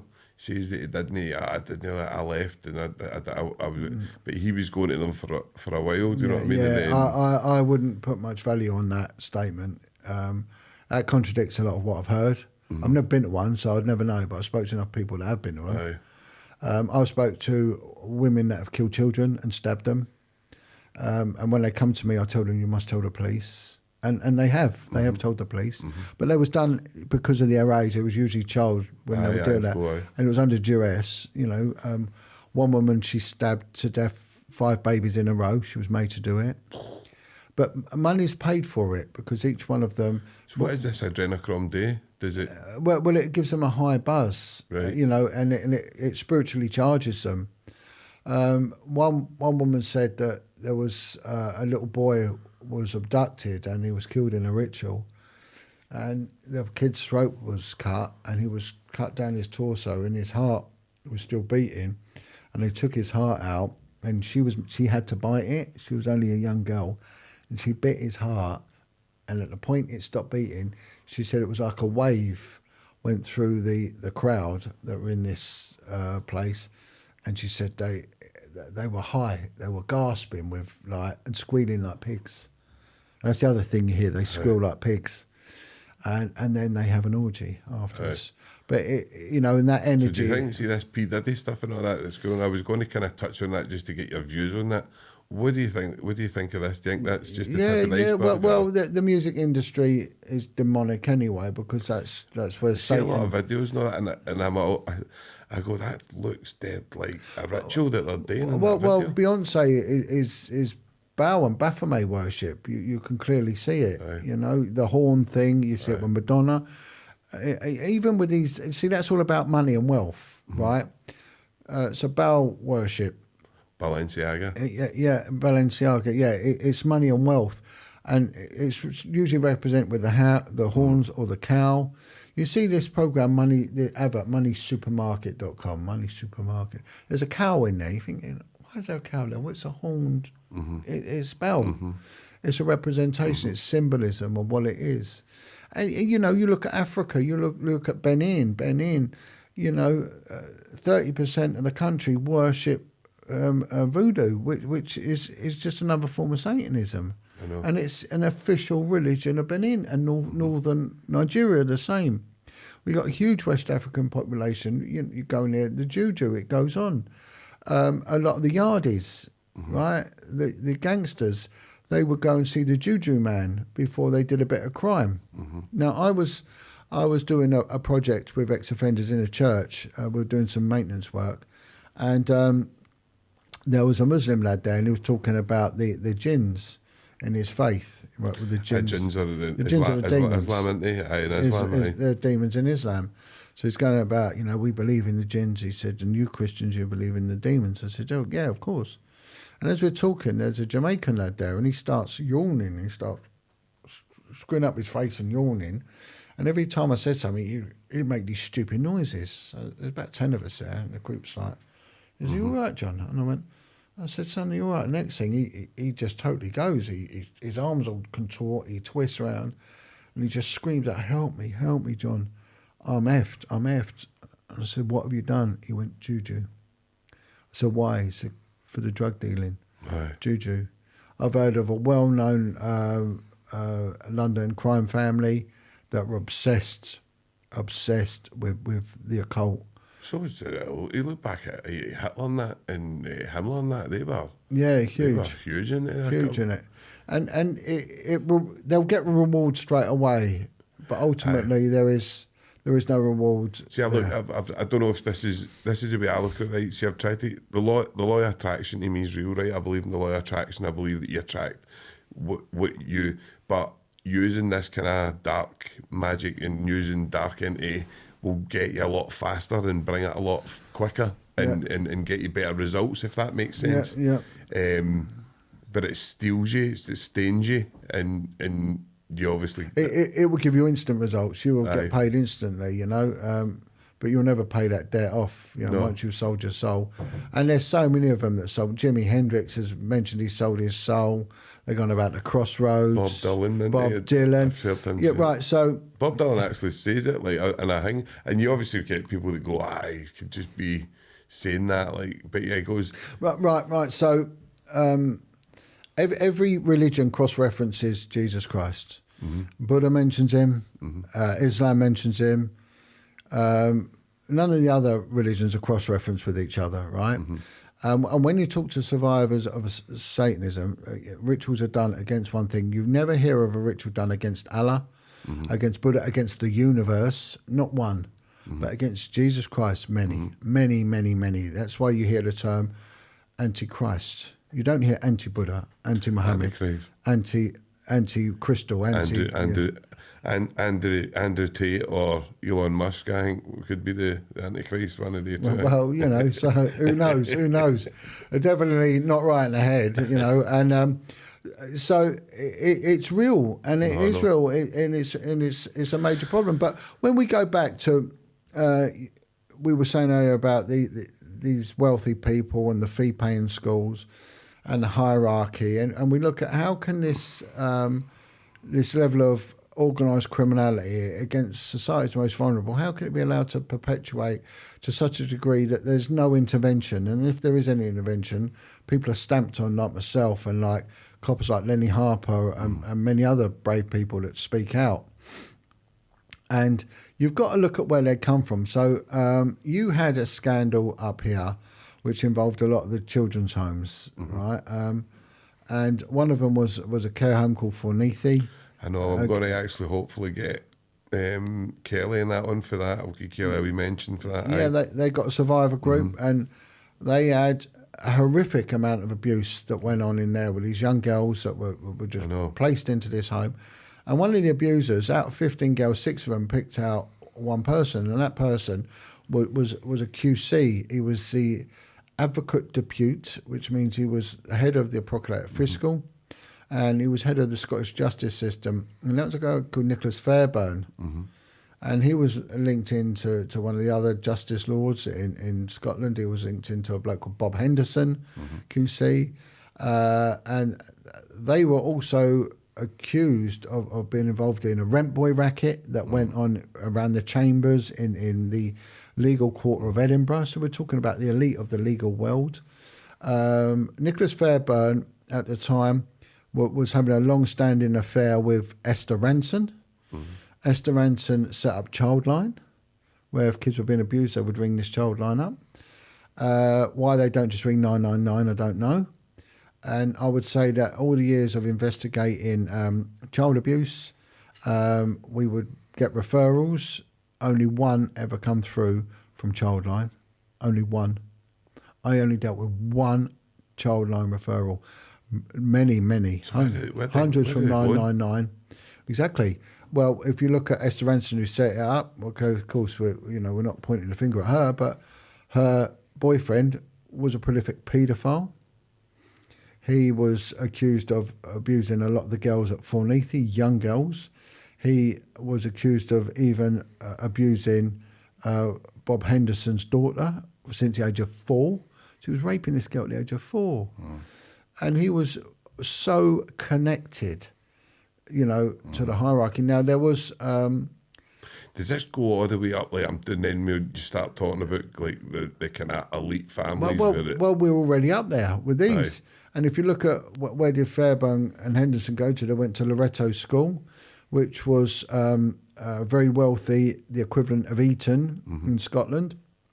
Now, when they did the Scottish inquiry into child sexual abuse, Loretto School was looked at, and it came back as some of the most sadistic abuse that they'd had reported. Children were urinated on, they were whipped, they were beaten, they were electrocuted on the genitals in this school, in this fee-paying school. So if you take someone like Nicholas Fairbairn, whose mother rejected him at birth, now go back to what we're saying about emotional trauma. One of the things when you're investigating and you're interviewing a paedophile, you need an inner. These are broken people. They think they're clever, but they're sort of not, They're arrogant and they might be intelligent, but they're not really that clever, because it's not a clever thing to rape a child. So you've got to get into their mind. Now, how you do it is you explore their value system. And as grown adults, we will have mature, grown value system. We will, the older you get, your emotional maturity develops, right, if you're not a broken person. So a man of my age will be like doing what I'm doing, really, like going wild swimming and appreciate nature and the love of architecture and things like that. Whereas when you're younger, it would be fast cars and sexy girls and rubbish like that. So you change naturally, and you mature. So when I see people like Andrew Tate, I don't know the guy, but I look at if I was interviewing him, profiling him, he has achieved phenomenally well on an intellectual basis, because he must have a very high IQ. He's very articulate. I can't stand the guy, but he's very articulate. And physically, look what he's achieved, top of his game, which would match a profile. We mentioned this earlier. But emotionally, his idea of fun is a private jet with threesomes and eating pizza. It seems a bit like a 12-year-old's wet dream, doesn't it? And not a grown man. I would not associate that with a grown man. No. At all, and then when we see people like Nicholas Fairbairn and that very broken, they're put in these schools, they're taken away from their mother, which is a huge issue. That is a big, dangerous problem, really, for someone who's going to suffer emotionally. And then they're put into these fee-paying schools where beatings and buggery are commonplace. So they've strict adherence to discipline, which would result in a caning if there's a violation of that. So a grown man caning a 5-year-old's bottom. Now, that's brutal. That's not right. And then the fagging system, well, the older boys have got governance. And, of course, older boys, all they do is, it's called testosterone. Because you've got all these young boys locked in a school that obviously sexual exploration years. All they're doing is wanking. Let's give it a vernacular term, wanking. They're allowed to then, or if they do it, and no one's going to get chastised from sexually abusing younger boys. So it was done to them. So where's their... When you talk to survivors of abuse, some say they enjoyed it. It sounds a shocking thing, but some say they did. Listen, it's mad, but I know. And one girl, she was raped by her best friend's dad when she was 11, and after that, all she wanted to do was have sex with men. That's all she wanted to do. That's all she thought about. Because now, if you take that with the boys, what's going to be their liking? Their sexual experience is going to be linked to young boys, right? And then caning them. Now, what is strange? There was a study done on this and a book written about this, about these fee-paying schools and the brutality and the buggery, and it was exactly what went on with the Greco-Roman gladiatorial schools. That's how you made warriors. Right. Now, if you look at how many people went into the premiership of British politics from Eton, 13 prime ministers have come from that wretched paedophile snake pit, right, to come the head of the country. Well, these are damaged people like Johnson, Miliband, Jacob Rees-Mogg, exactly. I mean, Jacob Rees-Mogg's father is on the RAINS list, the list of satanic practitioners. It's a public document. His dad is named as being a Satanist. Right. You know, and we've just discussed what they get up to. You know, so see when they talk about, like, you've got like the Masons, and you've got the because I've got a pal who's in who's in the Freemasons, right, and he's like, Sean, we're the opposite for what they do. We're actually for good, if you know what I mean. Yeah, well, the problem is the devil's a liar. Right, they say they worship God, but they worship the geometrician, right? So, again, what is that? Someone that makes something that, I don't know, but anyway, I will be like the Most High. Once you get to a certain level, worshipping that God changes. On one of the rituals that the Freemasons do, which is the Knights Templar, they worship Abaddon. Abaddon is a biblical negative deity, and that is the keeper of the pit of the lake of fire of hell. It's a demonic god. On the Knights Templar, they worship Abaddon. Baphomet gets worshipped further along the line. So they're not worshipping our Lord, our Saviour, Jesus Christ. If they want to do that, go to church, do that. Why have you got to go to society? Why have you got to have a secret? There shouldn't be any secrets.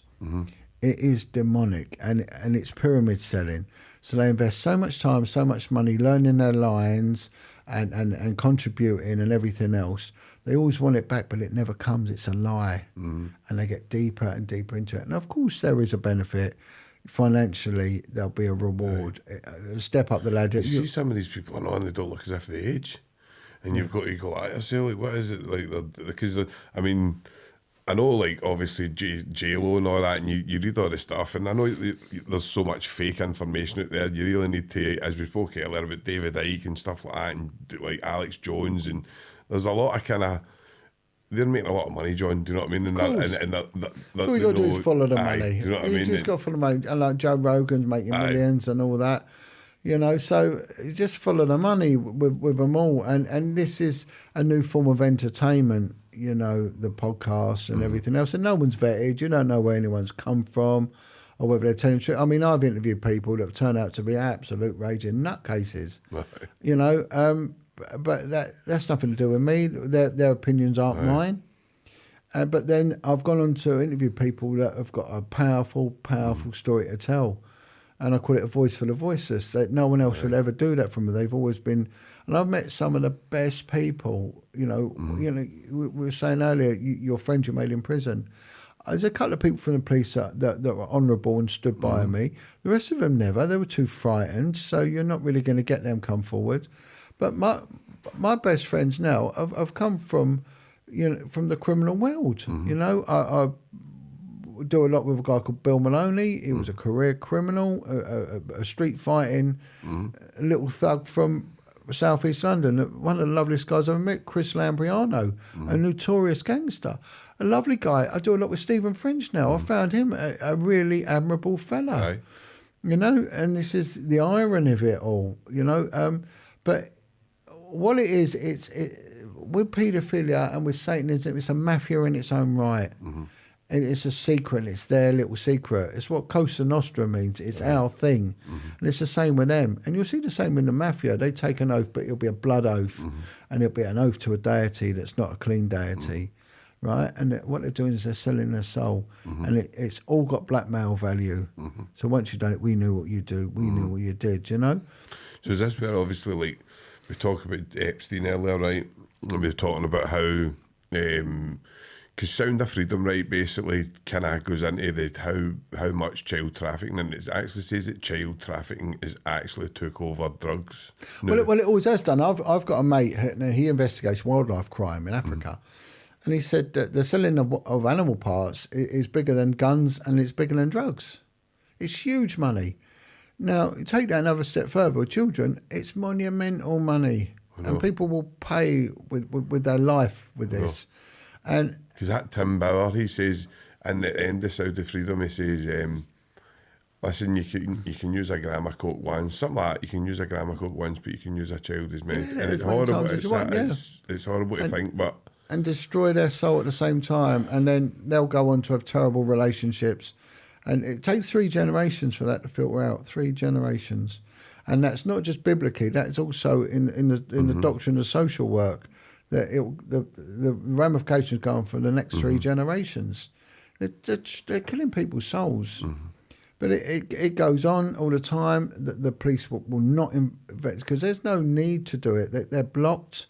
We saw it with the Elm Guest House members. And Andrew, Elm Guest House, the biggest scandal that went at the kids' home, that accidentally got leaked. I know the guy that leaked that report. Nicholas Fairbairn was on that. He was visiting that place and abusing young boys in the sauna. What you see with these people, Sean, they're not homosexual, they're not bisexual, they're what they call trisexual. They'll try anything. They are sexually depraved and emotionally damaged individuals, and that's how they need them. They can't have decent, admirable people because you can't be bought, you can't be sold, and you can't be manipulated. You'll say this is wrong, we're not having that. That ain't no good. What happens is that this stuff can bring down global politics. Oh, of course. And therefore, it's got blackmail value, which is what they want. But also, when you start looking into it, it can cause a political instability. And that's why the intelligence services come in. So it gets taken out of the police's hand and goes to the intelligence service. There was a guy called, is it Colin Campbell or something? Colin Wallace. And he was a captain or a major or something like that in the British Army's intelligence corps in the 1980s. And he started, he was to do with subversion, and he would manipulate the media out in Belfast. Dirty Tricks campaign, really. But he started coming across politicians involved in having sex with children at Kincora Boys' Home. There was another one, that was for the Protestants, and Kirk Corbyn was for the Catholics. So you've got these political heavyweights in Northern Ireland, again, a liking for young kids in care system, and they could coerce and manipulate these political dons, as it were. It's frightening, because they know what they're... Well, he turned around and he said to the British government, you've got to sort this kid's home out because these kids are getting hurt. And of course, 5 kids in 1 year went missing and died. One of them, Brian McDermott, they had strong evidence that Brian McDermott, he was found decapitated with his limbs cut off in the Lagan. I got told that it was a ritual killing, and the police, the RUC, were told this is a ritual killing. And Colin Wallace's job was to try and manipulate it so that never got out in the public. So he started looking into the ritual abuse stuff. He got stitched up with a murder he never committed. He went away and he did 10 years in a mainland prison for a murder he never committed, just because he spoke out, because he knew that kids were being used and some of it was ritualistic. And there's a documentary called The Man Who Knew Too Much when he speaks out. So they will do it. And Vladimir Putin turned around and said about this, that the UK and American politicians are a bunch of paedophiles. Well, he can't be that wrong, can he? Because there's many that have been accused of it. I know. Leon Britton got accused of it. He was a Home Secretary. Ted Heath. I know that the investigating officer... What was the craze, remember?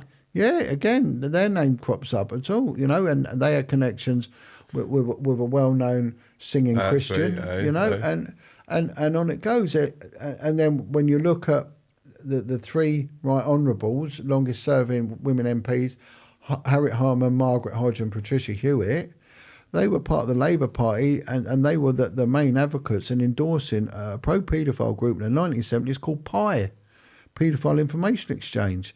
And Pi wanted the age of consent for boys to be reduced to the age of 8. Wow. And allow and Harriet Harman. This was actually did they try and put this down as a paper? Yeah. And Harriet Harman allowed them to speak at the Labour Party Christmas party at the London School of Economics in 1976. And one of the leaders of Pi was an army major. Another guy was in charge of the Boys Brigade. Another guy that was in charge of running it was to do with charity of kids brought up in poverty. And the found-up member of Pi was best mates with Nicholas Fairbairn. So this is the mafia. This name's popping up a lot. See, this is how it happens. And it all comes down to the sexual abuse of children. And then on top of that, you take it further, you will get the ritual abuse. This is when you really get to the darkness of the matter. And it will always come down to that. And this is where we're seeing this coming out in the music industry. They're showing us and telling us all the time. We've got I like 50 Cent, right? You know, I know he's a wind-up merchant. But I watch his stuff, and obviously he's got it in for P Diddy now, right? But he's the stuff that they're saying, and some of it you've got to obviously they're just showing you videos, and it can be taken the other way. But Cat Williams, Dave Chappelle, these guys have been saying it for years. A long time they've been saying, look, I can't commit. Mel Gibson's another one who's been like, and now we've got Mark Wahlberg. Mark Wahlberg as well, guy. They're saying it right. So when you look at Satanism, there's the rituals are very date specific. The Satanists, right? So the moon, the date all means a lot to them because it's to do with the lowering of the veil to the second heaven. What about the name? It's just Blue Ivy.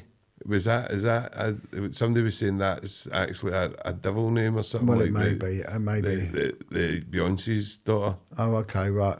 Blue Ivy. If you do something backwards or something, I can't remember. Yeah, I'll try and find it for you. Well, if you watch, there's a Denzel Washington film called The Fallen. The Fallen. Don't tell me Denzel is. No, there's a film called The Fallen. Watch it. Aye. And it goes on about a demon called Azazel. Yeah, I've seen it, and he touches. And that is a name of an actual one of the 9 demons of hell. So what they do is that they have rituals every 13 years, and each 13 year is called an I will. And this has come from people who have actually taken part in it, and we've interviewed them at length, And so the first, they're born into trauma anyway, and they're abused, and all sorts of terrible things go on. But the first I will takes part at the age of 13. They leave people alone, then they come back for them at the age of 13. They have to attend this, and this is like the rebirth. And this is really where they're made to kill a child, because it's taken away the death, so it's killing the human and then giving birth to the demonic. So they have to actually physically kill. So a baby is brought in, and the babies can be procured from many places. I had a statement from a prostitute. She actually made a proper what they call a Section 9 statement, and it was about how she would be paid £2,000 to get pregnant by customers. She was encouraged not to wear condoms, get pregnant. She was a heroin addict, and keep the baby when she got pregnant and take it to a clinic. It would be all linked. It would all be organised by a black drug dealer she knew. She would be taken to a clinic and have the baby there, and she'd be paid the money. The baby would be taken straight away. How many times does that happen? Yeah, all the time. It's like something out of Game of Thrones, isn't it? All the time, yeah. But this is a proper statement. This is a proper statement. Anyway, so this 13, at the age of 13, this I will takes place, and then off they go about their life, and so these people are so traumatised and so disassociated, they will do a normal life, and they can go into a church, they can go to school, and it really doesn't bother them that much. And there's a mind control element to this as well. MK Ultra. So they'll use code words that will switch them back in. But buggery a lot is used. Sodomisation is used as well as a huge control mechanism. But then the next I will comes at the age of 26, right? The second I will, 26 comes. Now what happens is at this point, people go, I don't want to do this anymore. This is wrong. And they get tormented by it. And their conscience kicks in. and they say, I don't want to do this. But they're told they're cursed. It's a curse. It's a demonic curse, right? Now, the blood of Jesus Christ, we're protected from that. But, and I say people, never look into this unless you've got protection. Just don't even do it, and don't even watch the films on it unless you pray the only one that can combat this, right? So at the age 20, they said, I'm not doing this. But the curse is on, they're told. If you don't, the next year you die. Right, how old is someone after 26? 27. Right, you tell me how many people die at the age of 27. I know. It's The 27 club. The 27 club, isn't it? And this guy told me this is why it is.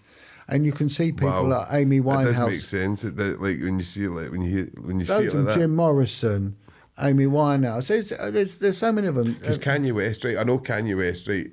People say, oh, he's a bit crazy, and I know he is, right? But see, he talks about, like, see how many people actually come up missing here and die. Yeah, do you know what I mean? Like, and you look at Amy Winehouse, she's crying out for help, you know.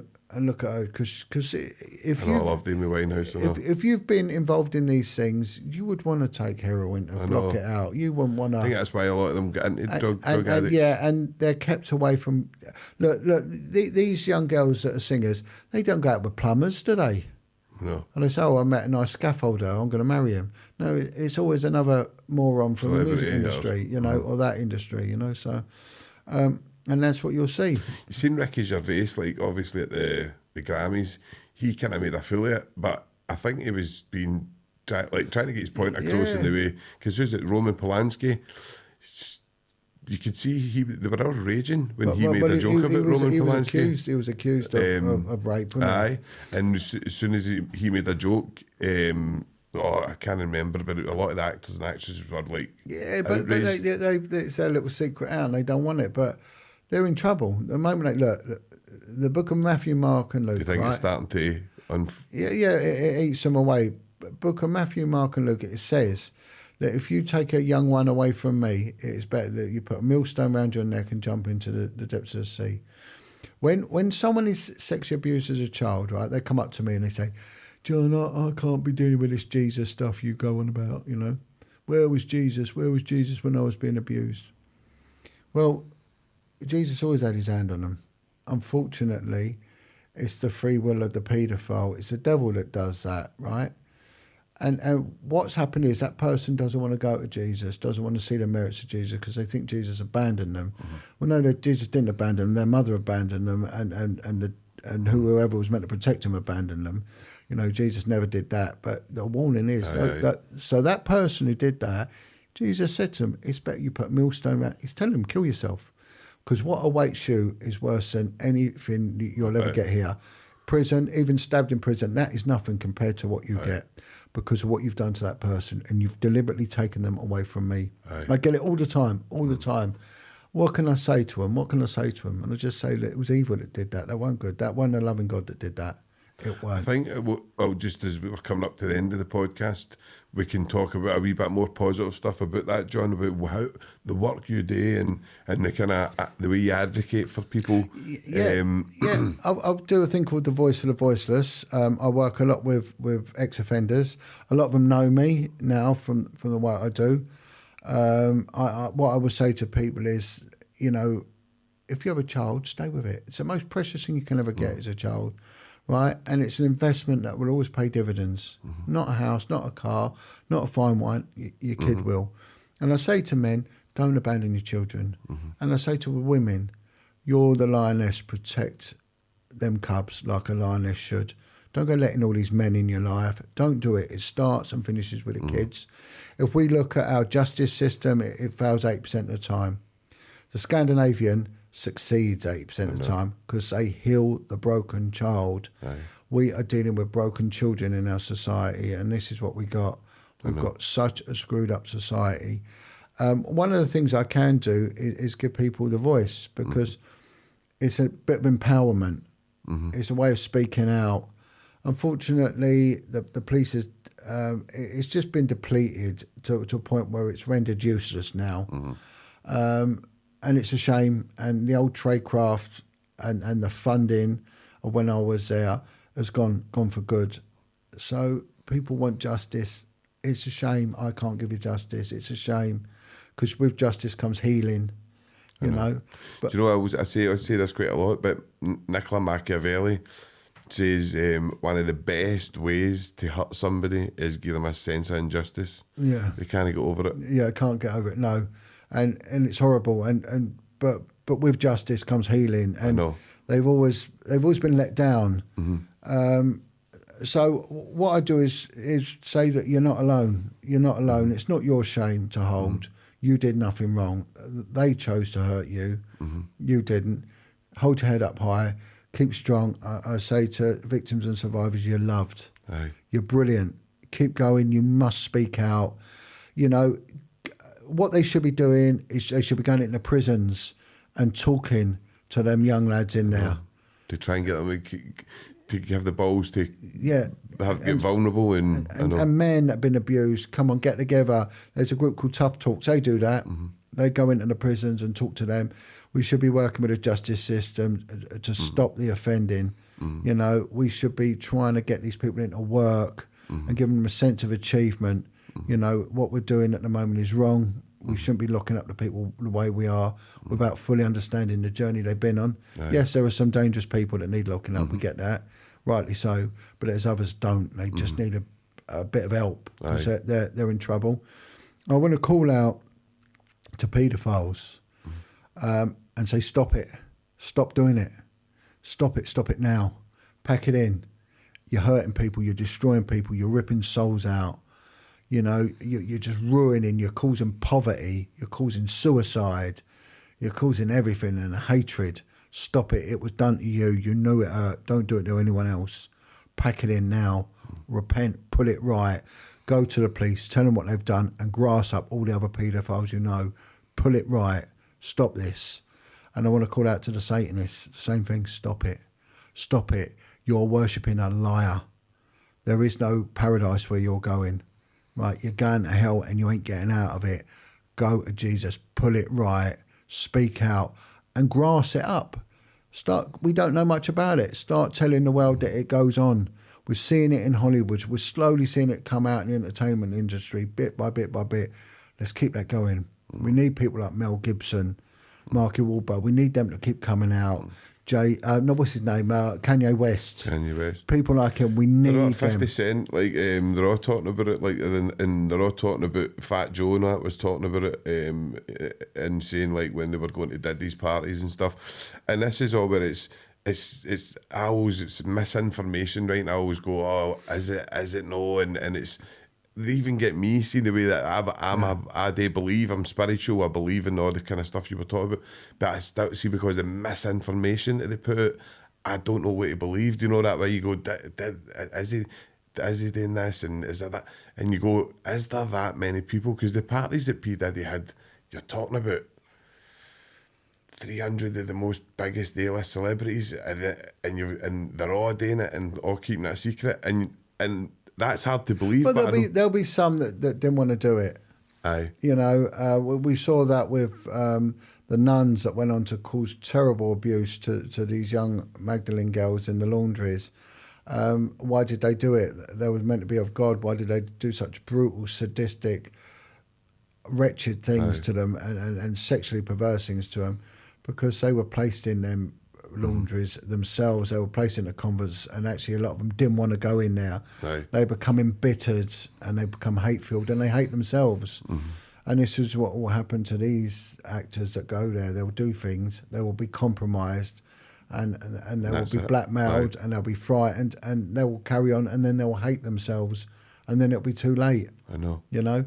And I would say just stop it. Stop now. Stop now and stand up. You know, evil doesn't win. No. God wins. No. You know, Jesus wins. And the amount of division in the world now, and I just honestly, like I was talking about Andrew Tate earlier, right? And the guy drives me insane, like just how much. Well, he's toxic. He's so toxic. And he's, the thing with Andrew Tate is I can listen to him, right? And I'll go, you're making a lot of good points here, right? And he's a good talker, he's articulate. And that is the problem with him. But I don't know if you've seen him on Twitter recently, but see how racist he is, like towards white people. He's so racist towards. He's talking about like Muslims and we're going to wipe your race out and all that. Now definitely think he's like a Mossad agent or an MI5 or a CIA Well, agent. he's highly Honestly, unbalanced for a start. I know. Highly unbalanced, and the hatred that comes out of him, you know, there's no joy. No, just and divide. He's appealing to broken lads. It's just he's a sad indictment of what's going on in society, that I have to look up to him. I know. You know, he's broken. Look at his value system; it's broken. I know. And see how that he says there's no such thing as mental health and all that, right? And I get like, I know broken men, right? I've seen broken men in prison, right? He was broke. See that 3 month he was in Rome? He was a broken man. Yeah, he wasn't sitting. His brother comes across as a stronger out of the two. I would say so. I would say Tristan's stronger. And actually, I don't like Tristan either, but I could deal with him. Whereas Andrew, I don't know. No, I've not. I just think it's more of a cult than anything else. I think they're creating their own wee. Yeah. I don't think they're Satanists and all that, but I think he's creating. It's a massive division tactic for the young ones coming up, and I think it's all to divide. Divide us and more. There's a strong pimping message there. That's what I get. No, I've tried to look at it from different angles, and I keep coming back. You're just advocating pimping and sex exploiting women. Whatever way you look at it, whether it's done virtually or not, it's still doing the same. It's an objectification of women, and it's toxic. It's highly toxic, and it's so not good. I know. But you know what the public need to see. I'm an ex-detective, and you've got a fascinating story of what you've been through as well. We've got to all stand together for the right thing, because we don't want to see the young generation suffer. We don't. I know. And lads, prison is not the answer. Not the answer. No, and I can obviously prison is the. Obviously, I speak about it in my book. It's the most toxic environment. It steals you bit by bit, and then very few boys are able to build themselves back up when they go out. And I mean very few. When I say very few, I'm talking about a handful. The rest, it's just a revolving door of drug addiction. And then, unfortunately, I've met... I'll tell you a quick one, John. One of the strongest guys I knew in the jail, quite a well-known guy, was actually would tie drug dealers up. He was like game. He was really game boy. Killed himself when he got to jail. No, I would never have thought that person, but that just shows you the it's fragile, isn't it? It's fragile. The trauma and that must have been, and he's not opened up to anybody. And I felt terrible that I couldn't see it, but it just shows you how bad. And that's what I always try and tell young ones that are going like on the cusp of going to prison, that there's nobody in there that wants to be there. Believe me, there's nothing glamorous about it. Young men, what you're doing in a concrete box with another man next to you, masturbating, shitting and pissing, how is that nice? No. And, you know, I talk to the lads all the time. They're like, I'll go to jail, it don't matter. I'm thinking, are you mentally ill? Seriously? I know. Why? No, there's absolutely no good comes out of you going to prison. It breaks you. I was definitely broken at one point, John. Definitely broken, but I managed to build myself up. To again, but I still have my demons. I still have my trauma. I know I've got PTSD, and but I get vulnerable with it. And my message to everybody is always the same: you don't need to put that facade on. You can be the person you are. Be authentic. Get your value system right. Get your moral compass right, and you can start living the way you want to live. And kindness is its own reward. Definitely. You know. But it's been an absolute pleasure. Thank you. No, listen, John, honestly, absolutely brilliant having you on. Excellent. Thank you very much.